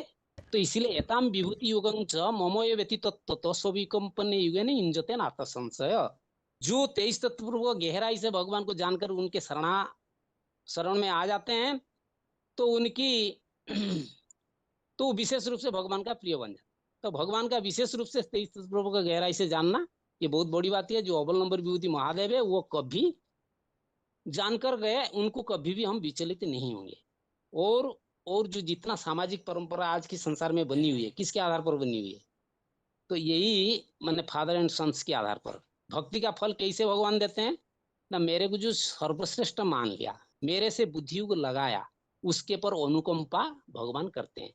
इसीलिए तो तेषामेव अनुकंपार्थम अहम अज्ञान अजमम तमम तो नाशयामि आत्मभावस्थ ज्ञान दीपने भास्वता। जो ये बात बताया, भगवान के पास सबसे बड़ा चीज क्या है?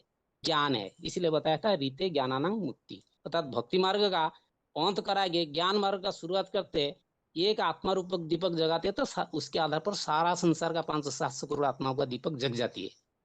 तो अर्जुन ने भगवान की युग ऊर्जा की और विभूति का विस्तार से जानने के लिए इच्छा प्रकट की। अनुरोध के आधार पर भगवान ने जो दिव्य श्रेष्ठ विभूतियां और जो अव्वल नंबर विभूति महादेव, उसका करिश्मा विशेषता डिटेल से भगवान ने उनको बताया। बताने के बाद अर्जुन ने जाना। भगवान खुद का परिचय खुद देते हैं, उनका परिचय तो कोई दे नहीं सकता। सारा सृष्टिगत कार्य एक महादेव मूर्ति से अर्पण पूर्वक परमधाम में त्रिकालदर्शी परमपिता परमात्मा बैठ जाते हैं। तो ये जो श्लोक बताया 10-20 में, अहं आत्मा गुणा के सर्वभूता स्थित अहम आदिश्च मध्यस्थ भूतानाम अंतयवश्च। जड़ सूर्य के समान चैतन्य ज्ञान सूर्य सदाशिव ज्योति, वो सब प्राणियों का आधार युगेश्वर महादेव की युग ऊर्जा द्वारा स्थित है। तो सारे माने इस महादेव की जो युग ऊर्जा है उसी की पराकाष्ठा है। जो नीचे बताया गया है कि जितने जितने सारे संसार में दिखाया गया है सो बड़े बड़े विभूति, आदित्य में विष्णु, नक्षत्र में चंद्रमा, देव में वासुदेव माने महेंद्र, मन रूप में हनुमान, रुद्र में शंकर, बहुत सारी चीज बताया वगैरह वगैरह। तो ये सारे ही माने भगवान की युग ऊर्जा और ज्ञान की पराकाष्ठा के आधार पर बने हुए सब ऐसे ऐसे पात्र है, कोई छोटा कोई बड़ा है, सब भगवान से युग ऊर्जा प्राप्त करके इस पुरुषोत्तम संगम युग पर सृष्टि संचालन में मददगार बनते। दुनिया में ऐसे कोई चीज नहीं जो माने भगवान के ऊपर लागू नहीं होता है, उनका साकार मूर्ति पर। तो इसीलिए इतना विस्तार ज्ञान जानने की कोई जरूरत नहीं। तो एक ही मूर्ति महादेव शंकर को जानना वही सर्वोपरि है। अथवा किंग आते न, मैंने अर्जुन को बोला भगवान ने, तो इतना माने बहुत कुछ जानने की क्या जरूरत है। तो एक ही मूर्ति शंकर महादेव है जिससे सारा संसार को एक अंश में टिकाकर शिव सुप्रीम सोल परमधाम में बैठा है। तो उसी महादेव के बारे में इसलिए बाबा ने कहा बाप की पहचान सबसे बड़ी बात है। बाप को जान लिया तो और कुछ जानने की जरूरत नहीं है। बाप की परिचय सबसे बड़ी चीज है। तो इस संसार रूपी ये नरक से अध्याय या बेड़ा, का नहीं बताइएगा, लेट हो जाएगा बहुत ज्यादा। ठीक है। ठीक, और बाकी हाँ, बाकी 3 अध्याय का अगले क्लास में बताइए। ठीक है ठीक है। बहुत सारे लोग इंतजार कर रहे हैं ना इस। हाँ हाँ, मैं बहुत छूटा गया, लेकिन छूटा नहीं हो रहा है। ये बहुत टॉपिक है, इसमें तो सब बोलना संभव नहीं है। हाँ जी, ठीक ठीक है।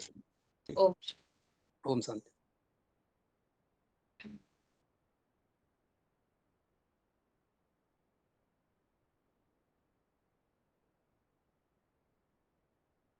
जी दीदी, ओम शांति। हाँ बताइए। जी दीदी, पुरुष और प्रकृति के लिए बोलूंगी अध्याय 13 का 19वें श्लोक से 25 तक का। साधु सन्यासियों को देखते हैं कि जंगलों में चले जाते हैं, तपस्या साधना करते हैं, शरीर को तपाते हैं, खास तो इस उद्देश्य से कि उन्हें दुखी संसार से मुक्ति मिल जाए, संसार में ना आना पड़े। परंतु जब तक आत्मा और परमात्मा को नहीं जानेंगे और अपनी प्रकृति और अपनी ही आत्मा को नहीं जानेंगे, तब तक ये संभव नहीं हो सकता।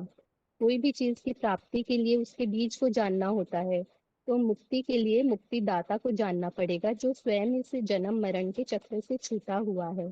जरूर साधु सन्यासियों ने भी नहीं जाना है, तभी कभी ये सुनने में नहीं आया कि फला साधु या सन्यासी कोई मोक्ष को प्राप्त हुआ। पर इसका मतलब ये नहीं है कि सामान्य मनुष्य आत्माएं भी जन्म मरण से छूट जाएंगी और इस संसार में जन्म ही नहीं लेंगी।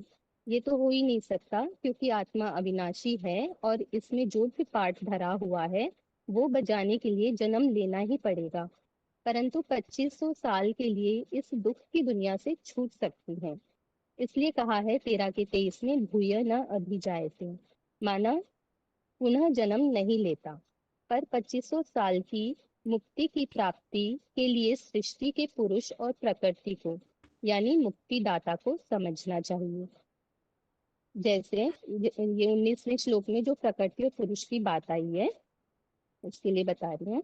जैसे धार्मिक सीरियल में सागर, धरती, पहाड़ आदि के चैतन्य रूप दिखाते हैं, और सबका संघात कहा जाता है प्रकृति, वैसे ही प्रकृति का चैतन्य रूप भी तो कोई होगा, जिसके लिए कहते हैं कि ये सृष्टि प्रकृति और पुरुष का खेल है। और वो पुरुष कौन है? जैसे कि वो चैतन्य में है तो पुरुष भी कोई होगा चैतन्य। वो पुरुष कौन है? वो परम पिता निराकार है, पर वो चैतन्य में आता है। तो कहा जाता है रूप बदल कर आओ। तो रूप बदल कर साकार में आते हैं, या प्रकृति कह दो, साधारण शरीर भी कह सकते हैं। वो ऊपर वाला नीचे आकर, फिर ये बता रही हूँ दीदी पुरुष के लिए, वो ऊपर वाला नीचे आकर अपनी प्रकृति द्वारा ऊंचे से ऊंचे कार्य करता है। जैसे आत्माओं में अपना अपना पार्ट भरा हुआ है और निभाने के लिए आना ही पड़ता है, वैसे ही परमपिता में भी अपना पार्ट भरा हुआ है ज्ञान समझाने का। उनको शरीर ही नहीं है तो जन्म मरण में भी नहीं आते, इसीलिए कर्मों में भी बंधायमान नहीं है। तो गर्भ से जन्म लेने की ही बात नहीं है, इसलिए रूप बदल कर आते हैं, प्रकृति का आधार लेते हैं, जो कि 4:6 में कहा है, प्रकृतिम स्वाम अधिष्ठाय, अपनी प्रकृति को अधीन करके आता हूँ। और उस प्रकृति का उल्लेख अर्जुन के रथ के रूप में या मुसलमानों में हुसैन के घोड़े के रूप में माना जाता है। रथ माना शरीर, कहते हैं ना स्वारथ, जो अपने रथ के लिए ही सोचे वो हो गया स्वार्थी। और उसके आने का समय बताया है, वो आते ही हैं पुरानी दुनिया को बदलने के लिए। तो पुरानी दुनिया में ही आएंगे ना, नई दुनिया को कोई क्या नया बनाएगा, और पुरानी दुनिया में पुराने तामसी शरीर ही मिलेंगे।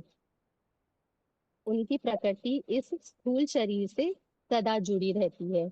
जैसे सागर, जिसके अर्जुन के लिए कहा गया है कि जैसे सागर धरनी से जुड़ा है, या कहते हैं इस सृष्टि में कोई शक्ति तो है जो इस सृष्टि को चला रही है। ये शक्ति उनकी प्रकृति है, अर्जुन पाठधारी है।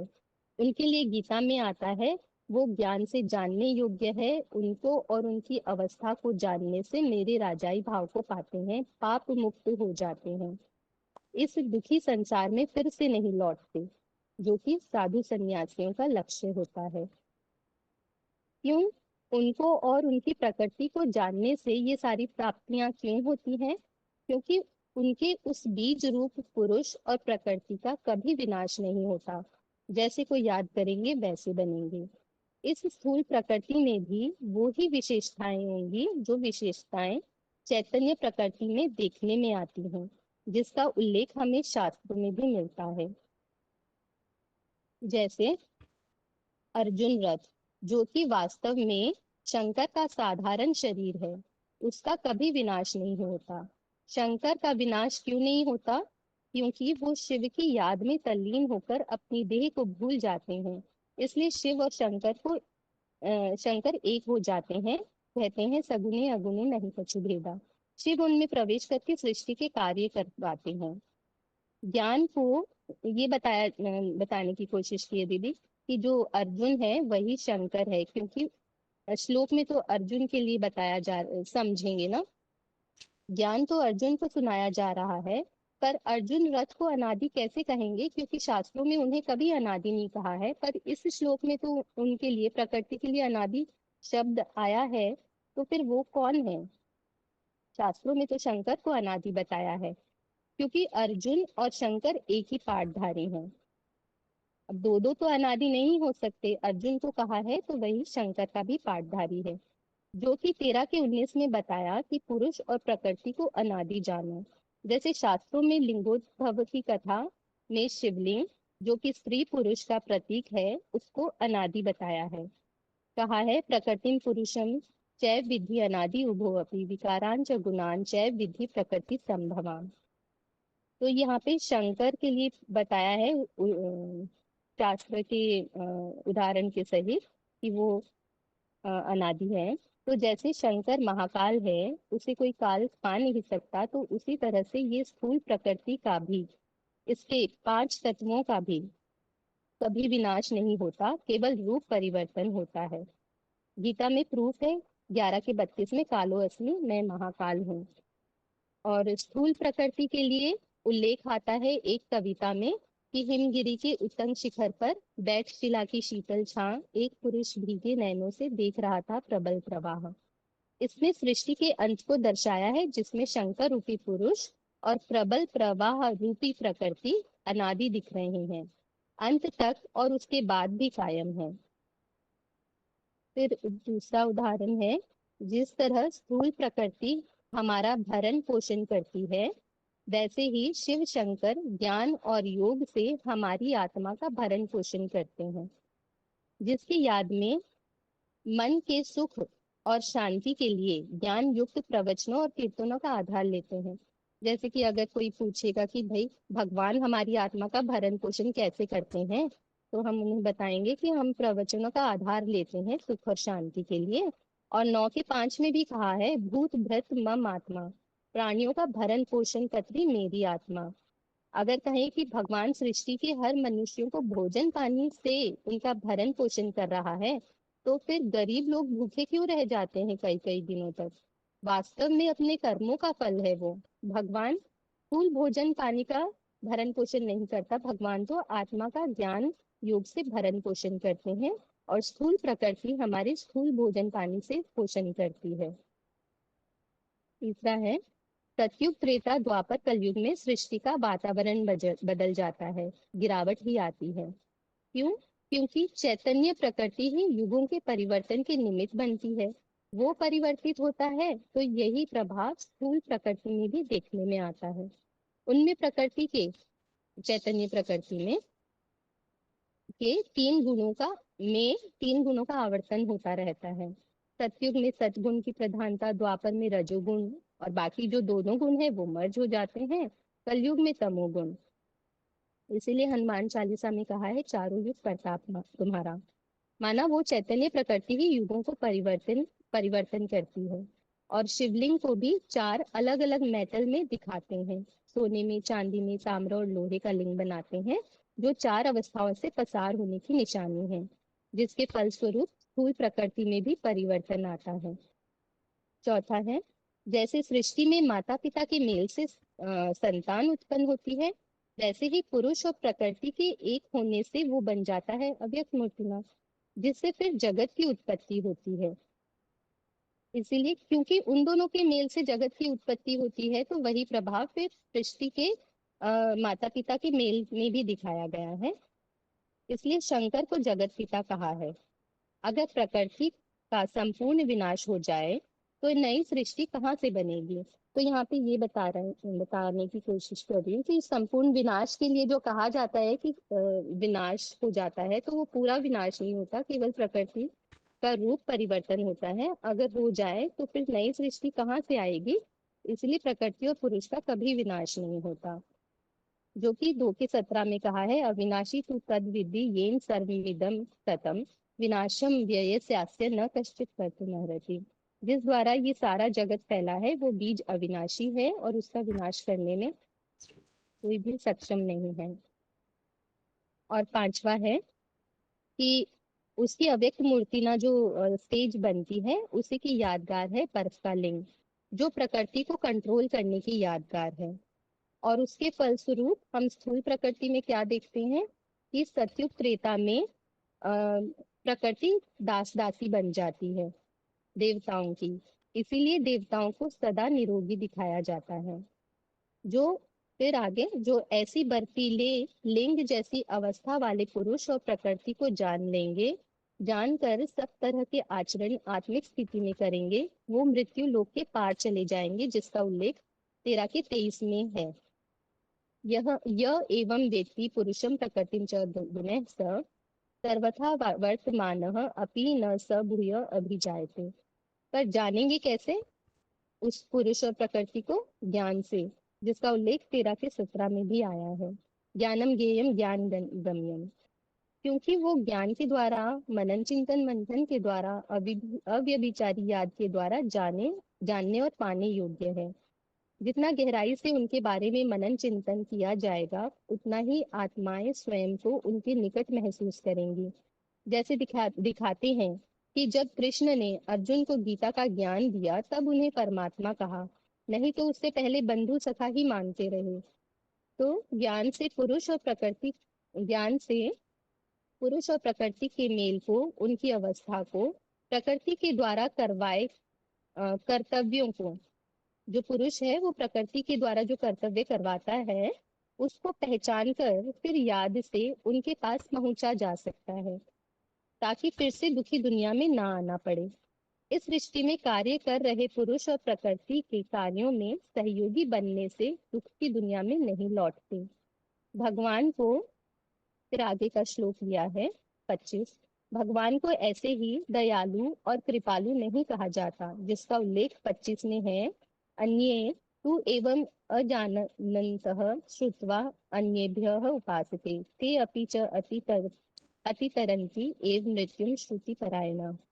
भगवान का ज्ञान कोई भगवान से सम्मुख ना सुन दूसरों से सुनकर भी उन्हें याद करते हैं तो वे भी मृत्यु लोक से पार चले जाते हैं। मृत्यु लोक से पार जाने के लिए सामान्य आत्माओं और उनके शरीर का हिसाब भी समझना जरूरी है। अभी तक हमने पुरुष और प्रकृति का हिसाब समझा, जिससे ये सारी जड़ जंगम दुनिया उत्पन्न होती है। और फिर जब हम अपनी आत्मा और शरीर का हिसाब समझेंगे तो फिर हम अनासक्त रह के कार्य कर सकते हैं। उसके बारे में है, सामान्य आत्माओं को जन्म मरण में आना ही पड़ता है। क्यों? क्योंकि 13 के 20 के आधार से बीज रूप आत्मा शरीर द्वारा सुख दुखों को भोगती है। तभी कहा है मन उदास है या मन खुश है, परंतु शरीर उदास है या शरीर खुश है ये नहीं कहा, क्योंकि सुख दुख को आत्मा भोगती है शरीर द्वारा। और गीता पाठी भी आत्मा को निर्लेप मान लेते हैं, बल्कि आत्मा को ही तो लेपछिप लगता है। कहा है ज्ञान निर्धूत कल्मष, ज्ञान से पापों को धोया जाता है। इसलिए निर्लेप कह देते हैं, क्योंकि आत्मा निर्विकारी है, लेकिन तब है जब शरीर से अलग है। शरीर में आने के बाद उस पे प्रकृति रूपी शरीर के 3 गुणों का असर होता है, प्रभाव पड़ता है। जैसा कि हमने 13 के 19 में समझा, प्रकृति और आत्मा अनादि है। विकार और प्रकृति के 3 गुण सत रज तम प्रकृति से उत्पन्न होते हैं। उस हिसाब से जब आत्मा और शरीर रूपी प्रकृति का मेल होता है तो प्रकृति के 3 गुणों से आत्मा प्रभावित होती है। उन्हें कर्मों का लेपछेप लगता है, कर्म बंधन में आती हैं, दूसरी आत्माओं के साथ हिसाब किताब बनाती हैं और जन्म मरण में आती रहती है, जो कि 2 के 22 में कहा है। वासांसी जिन्नानी यथा विहाय नवानी घृणाति नरो अपराणी। ये है सामान्य आत्मा और उनके शरीर रूपी प्रकृति का हिसाब।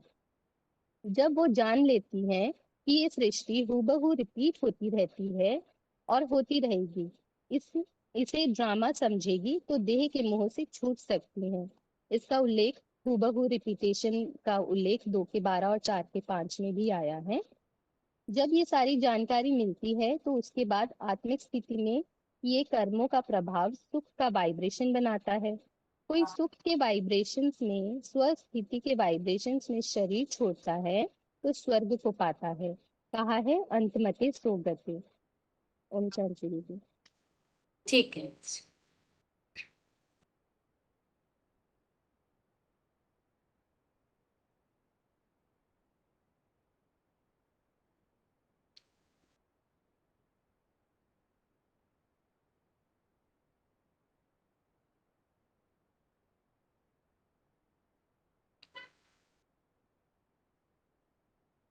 अभी समय थोड़ा सा ही बचा हुआ है, इसीलिए 13वें अध्याय के श्लोक जिन्होंने अभी तक नहीं पढ़े हैं या एक आध बार ही पढ़ा है तो वो एक बार हाथ उठाइए।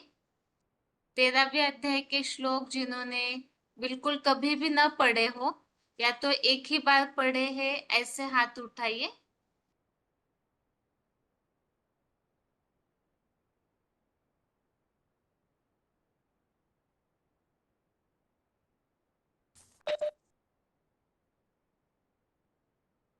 ओम शांति माता जी, पढ़िए पहले श्लोक से 13वें अध्याय के 141 हेब्बा गौड़ी। श्री भगवानुवाच इदं शरीरं कौन्तेय क्षेत्रम् इति अभिधीयते यतत्य वेत्ति तं प्राहुः क्षेत्रज्ञ इति तद्विदः। अर्थ सुनाना है? नहीं माता जी, बस श्लोक पढ़ते जाइए। क्षेत्रज्ञ च अपि मां विद्व सर्वक्षेत्रेषु भारत क्षेत्र क्षेत्रज्ञायो ज्ञानं यत् तत् ज्ञानं मतं ममः तत् क्षेत्रं यत् च यादृक्तु च यद्विकारी ततश्च यत् स च यो यत्प्रभावश्च तत् समासेन मे शृणु तत् समासेना में शृणु वो सब वो नहीं है दूसरा है ना रुचि भी बहुधा तम चंदो भी विविधौ पृथक ब्रह्म सूत्र पदैश्च एव हेतु मद्भिः विनिश्चयते महाभूतानि अहडुखारो बुद्धिम् अव्यक्तम एव च इंद्रियाणि दश एकं च स्पष्टं च इंद्रिय गोचराः। ठीक है माता जी। आगे अगला फोन अनम्यूट है, पढ़िए।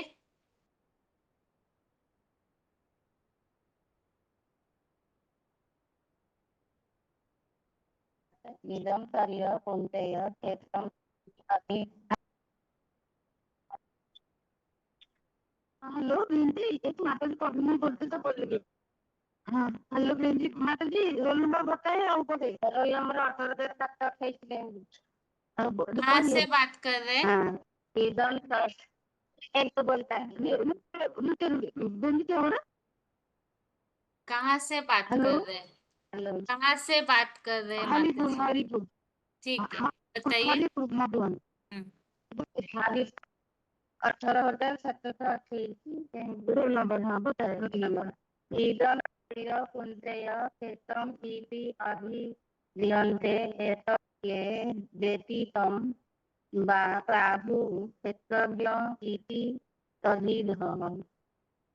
क्षेत्रज्ञ च अपि मां विद्धि सर्वक्षेत्रेषु भारत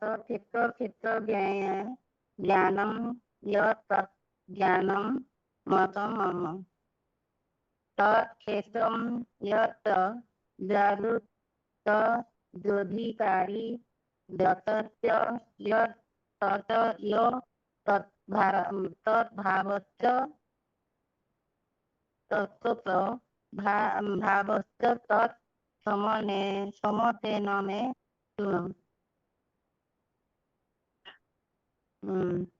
बहुधा गतिं विविधं पृथक् ब्रह्मसूत्र प्रदत्त एवं हेतु मद्भि विनिश्चते।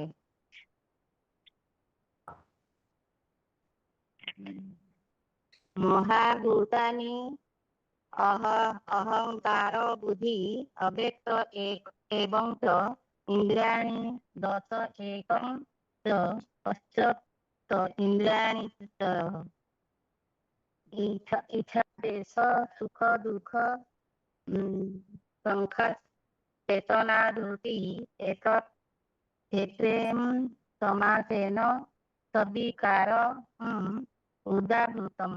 ठीक है माता जी। अमनितम। ठीक है माता जी।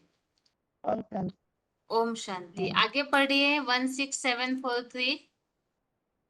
ओम शांति दीदी।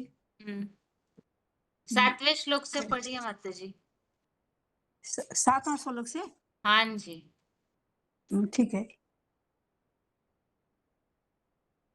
7वां कति 13 को? हाँ अभी किताब ही नहीं खुला है माता जी आपका। नहीं थोड़ा किचन में गई थी। ठीक है पढ़िए।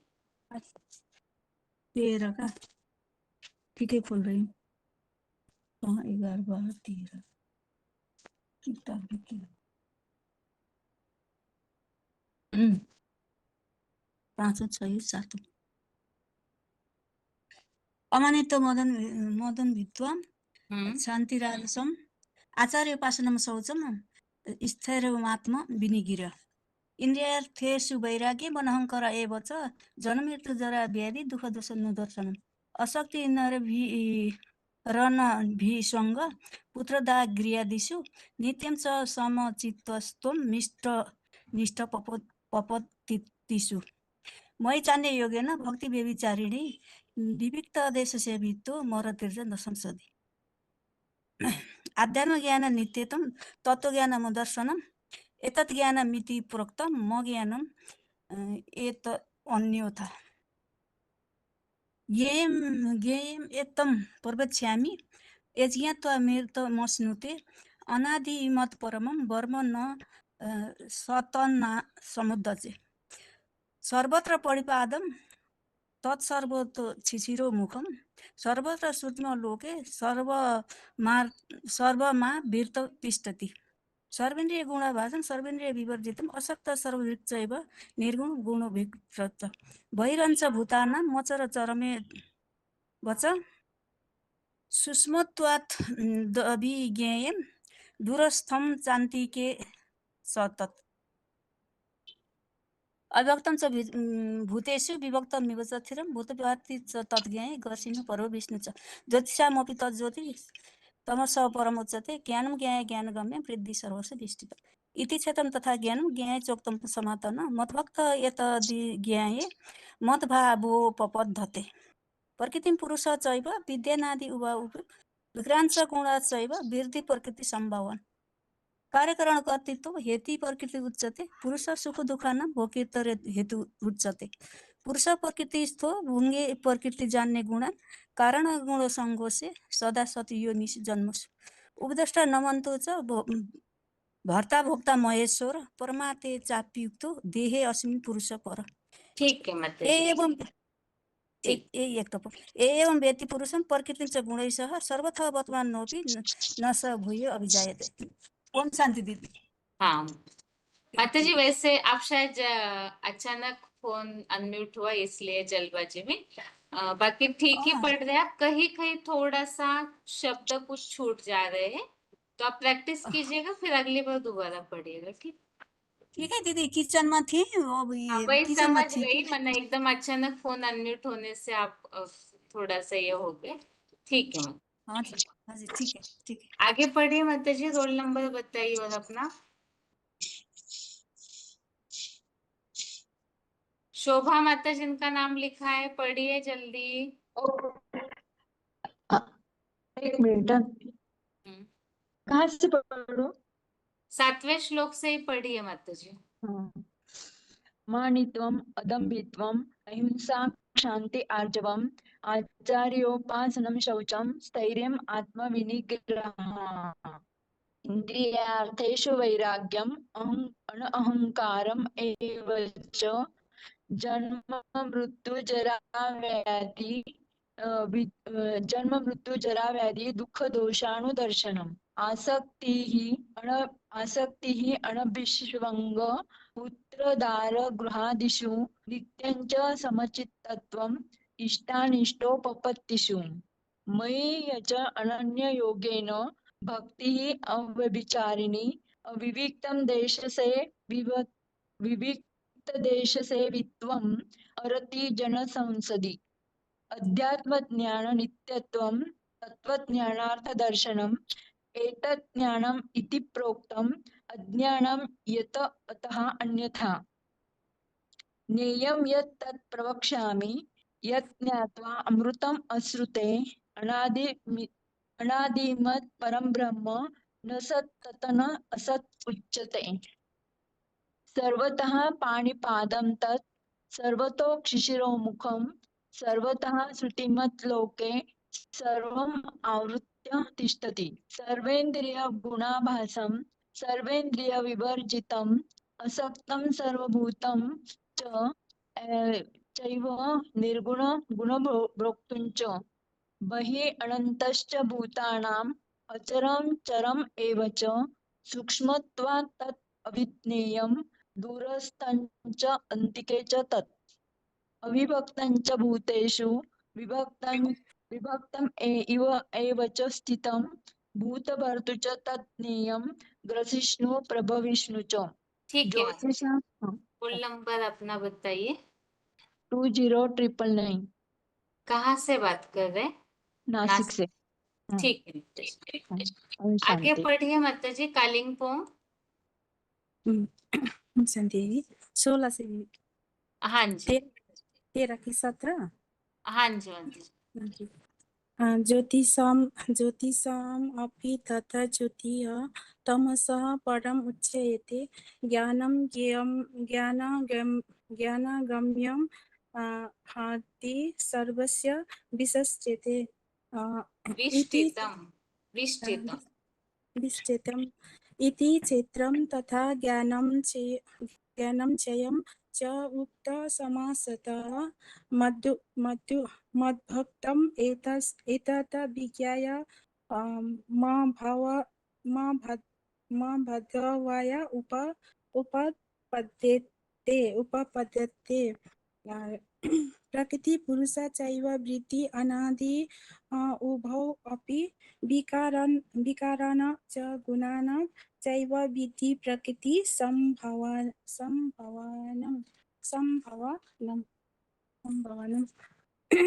कार्यकरणकृतित्व हेतु प्रकृति उच्यते। पुरुषः सुखदुःखानां भोक्तृत्व हेतु उच्यते। पुरुष प्रकृतिस्थो हि भुङ्क्ते प्रकृति ज्ञानं गुणानां कारणं गुणसङ्गः अस्य सदस्य ध्वनि जन्मसु उपद्रष्ट अनुमन्त च भर्ता भोक्ता महेश्वरः परमात्मा इति च अपि उक्त देहि अस्मिन् पुरुष परः। य एवं व्यक्ति पुरुषः प्रकृति च गुणौ सह सर्वत्र वर्तमान अपि न स भूयः अभिजायते ध्यानेन आत्मनि पश्यन्ति केचित् आत्मानम् अन्यसंख्येन योगिना कर्मयोगेन च अपर्ये अन्य तु एवं अजानन्तः श्रुत्वा अन्यभ्यः उपासते ते अपि च अतितरन्ति एवं मृत्युः श्रुति परायण। ठीक है माता जी। शांति। हाँ थोड़ा सा और प्रैक्टिस कीजिएगा, इससे काफी ठीक है। थोड़ी और प्रैक्टिस कीजिएगा माता जी। जी आगे हाँ जी रोल नंबर बताइए। हाँ 9500 लातूर मधुबन। 26 से पढ़ू ना दीदी। हाँ जी यावत् संजायते किश्चित् सत्वं स्थावर जंगमं क्षेत्र संयोगात् तत्विद्धि भरतर्षभ। समं सर्वेषु भूतेषु तिष्ठतं परमेश्वरं विनश्यतु अविनश्यन्तं यः पश्यन्ति स पश्यति। समं पश्यन् हि सर्वत्र समवस्थितम् ईश्वरं न हीनस्ति आत्मना आत्मानं ततो याति परां गतिः। प्रकृत्या एव च कर्माणि क्रियमाणानि सर्वशः यः पश्यति तथा आत्मानं अकर्तारं स पश्यति। यदा भूत पृथक् भावम् एकस्थम् अनुपश्यति तत एव च विस्तारं ब्रह्म सम्पद्यते तदा। यथा सर्वगतं सौक्ष्म्यात् आकाशं न उपलिप्यते सर्वत्र अवस्थितः देहे तथा आत्मा न उपलिप्यते। यथा प्रकाशयति एकः कृत्स्नं लोकम् इमं रवि क्षेत्रं क्षेत्री तथा कृत्स्नं प्रकाशयति भारत। क्षेत्रज्ञयो एवं अंतरं ज्ञान चक्षुषा भूत प्रकृति मोक्षम च ए विदु यान्ति ते परम। ठीक है माता जी। आगे पढ़िए माता जी। कौन अनम्यूट है पढ़िए माता जी। प्लीज 785 जिनका रोल नंबर दिख रहा है। ओम शांति दीदी। हाँ जी दीदी कहाँ पहले से श्लोक पढ़ी? से स्टार्टिंग अच्छा। से पढ़िए माता जी। जी ठीक है दीदी। श्री भगवान उवाच इदं शरीरं कौन्तेय क्षेत्रम् इति अभिधीयते एतत् यः वेत्ति तं प्राहुः क्षेत्रज्ञ इति तद्विदः। ये दूसरा क्षेत्रज्ञं च अपि मां विद्धि सर्वत्र क्षेत्रेषु भारत क्षेत्र क्षेत्रज्ञोः ज्ञानं यत् तत् ज्ञानं मतं मम तत् क्षेत्रं यत् च यादृक् च यद्धिकारी यतश्च यत् स च यतो यत् प्रभावश्च तत् समासेन मे शृणु ऋषिभिः बहुधा गीतं छन्दोभिः विविधैः पृथक् ब्रह्मसूत्रपदैश्च एव हेतुमध्ये विनिश्यते फिर है महाभूतानि अहंकारो बुद्धिः अव्यक्तम् एव च इंद्रियाणि दश एकं च पश्यं च इंद्रियगोचरः इच्छा द्वेष सुखम दुखम संगातः चेतना धृतिः एतत् क्षेत्रं समासेन सविकारम् उदाहृतम् अमानित्वम् अदम्भित्वम् अहिंसा शान्तिम् आर्जवम् आचार्योपासनं शौचरं तथैव आत्मविनिग्रहम् इंद्रियार्थेषु वैराग्यम् अनहंकारम् एव च जन्म मृत्यु जरा व्याधि दुख दोषानुदर्शनम् अशक्ति अनभिष्वंग पुत्रदार गृहादिषु नित्यं च समचित्वम् इष्टानिष्टोपपत्तिषु मयि च अनन्ययोगेन भक्ति अव्यभिचारिणी विविक्त देश सेवित्वम् अरति जन संसदि ठीक है अध्यात्म माता जी। जी दी ओम आगे शांति शांति आगे पढ़िए हुबली की माता जी। आज हाँ जी दीदी 10वें श्लोक नंबर हाँ दीदी 10वें से पढ़िए 10वें से। मयि च अनन्ययोगेन भक्तिः अ- अव्यभिचारिणी विविक्त देशोस्य वित्वम् हरतिः जनसंसदि आध्यात्म ज्ञान नित्यात्वं त्वज्ञानार्थदर्शनम् एतत् ज्ञानम् इति प्रोक्तम् अज्ञानं यत् अतः अन्यथा ज्ञेय यत् तत् प्रवक्ष्यामि यत् ज्ञात्वा अमृतम् अश्नुते अनादिमत् परं ब्रह्म न सत् तत् न असत् उच्यते सर्वतः प्राणिपादं तत् सर्वतो क्षीरिरोमुखम् सर्वतः श्रुतिमत् लोके सर्व आवृत्य तिष्ठति सर्वेन्द्रिय गुणाभासं सर्वेन्द्रिय विवर्जितम् आसक्तं सर्वभूत चैव निर्गुणं गुणभोक्तु च बहिः अतश्च भूतानाम् अचरं चरम् एव च सूक्ष्ममत्वात् तत् अविज्ञेयं दूरस्थं च अंतिके च तत्। ठीक है माता जी। आगे पढ़िए नेपाल के माता जी। हाँ जी दीदी ओम शांति। अभी वक्तम 16 से पढ़ेंगे ना दीदी 13 का 16। हाँ जी।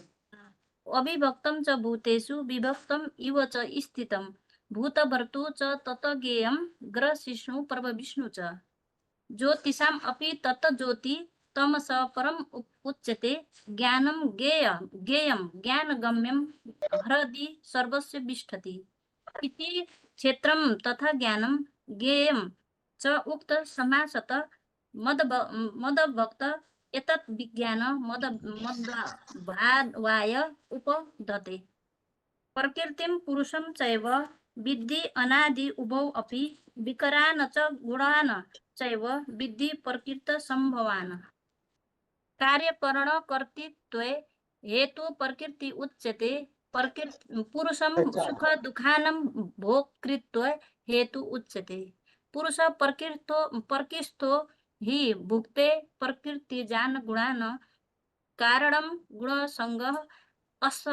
अस्य सदसध्वनि जन्मसु उपदृष्ट्वा अनुमन्ता च भर्ता भोक्ता महेश्वर परमात्मा इति च अपि उक्त देहे अस्मि पुरुष परम।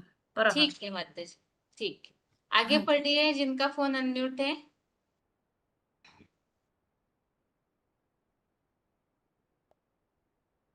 पढ़िए माता जी। ओम शांति। ओम शांति। आज पढ़े 23 या एवं वेति पुरुषम प्रकृतिम चा गुणे सहे सर्वथा वर्तमान है अपि नश्य हुआ अब जायते ध्यानेन आत्मनि पश्यन्ति केचित् आत्मना अन्ये सांख्येन योगेन कर्मयोगेन च अपरे अन्ये तु एवं अजानन्तः सत्वा अन्येभ्यः उपास्ते ते अपि च अतितरन्ति अभिमृत्यु शतपारायणः यावत् सजायते कश्चित् सत्वं स्थावर संगमं क्षेत्र संयोगात तत् विधि भरत सर्व और सम सर्वेषु भूतेषु तिष्ठन्तं परमेश्वरं विनश्यतिषु अविनश्यन्तं यं पश्यति समपश्यन् ए सर्वत्र समवस्थितः ईश्वरः न हिनस्तत् आत्मनं ततो यान्ति परां गति प्रकृत्या एव च कर्माणि क्रियमाणानि सर्वशः यः पश्यति तथा आत्मनं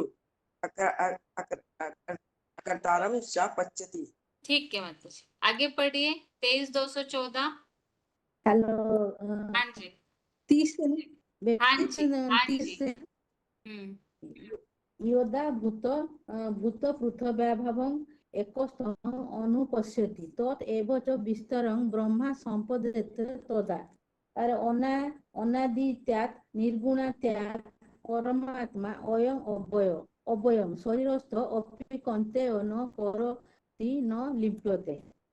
तापरे यथा सर्वगतं संख्यात आकाशं न उपलीयते सर्वत्र अवस्थितं देहे तथा आत्मना उपलीयते। यथा प्रकाशयन्ति एको कृतनं लोके इमं रवि क्षेत्रं क्षेत्री तथा कृतनं प्रकाशयन्ति भारत। क्षेत्रज्ञ एवं उत्तरे अंतरं ज्ञान चक्षुषा भूत प्रकृति मोक्षं च ये विदु यान्ति ते परम। ठीक है,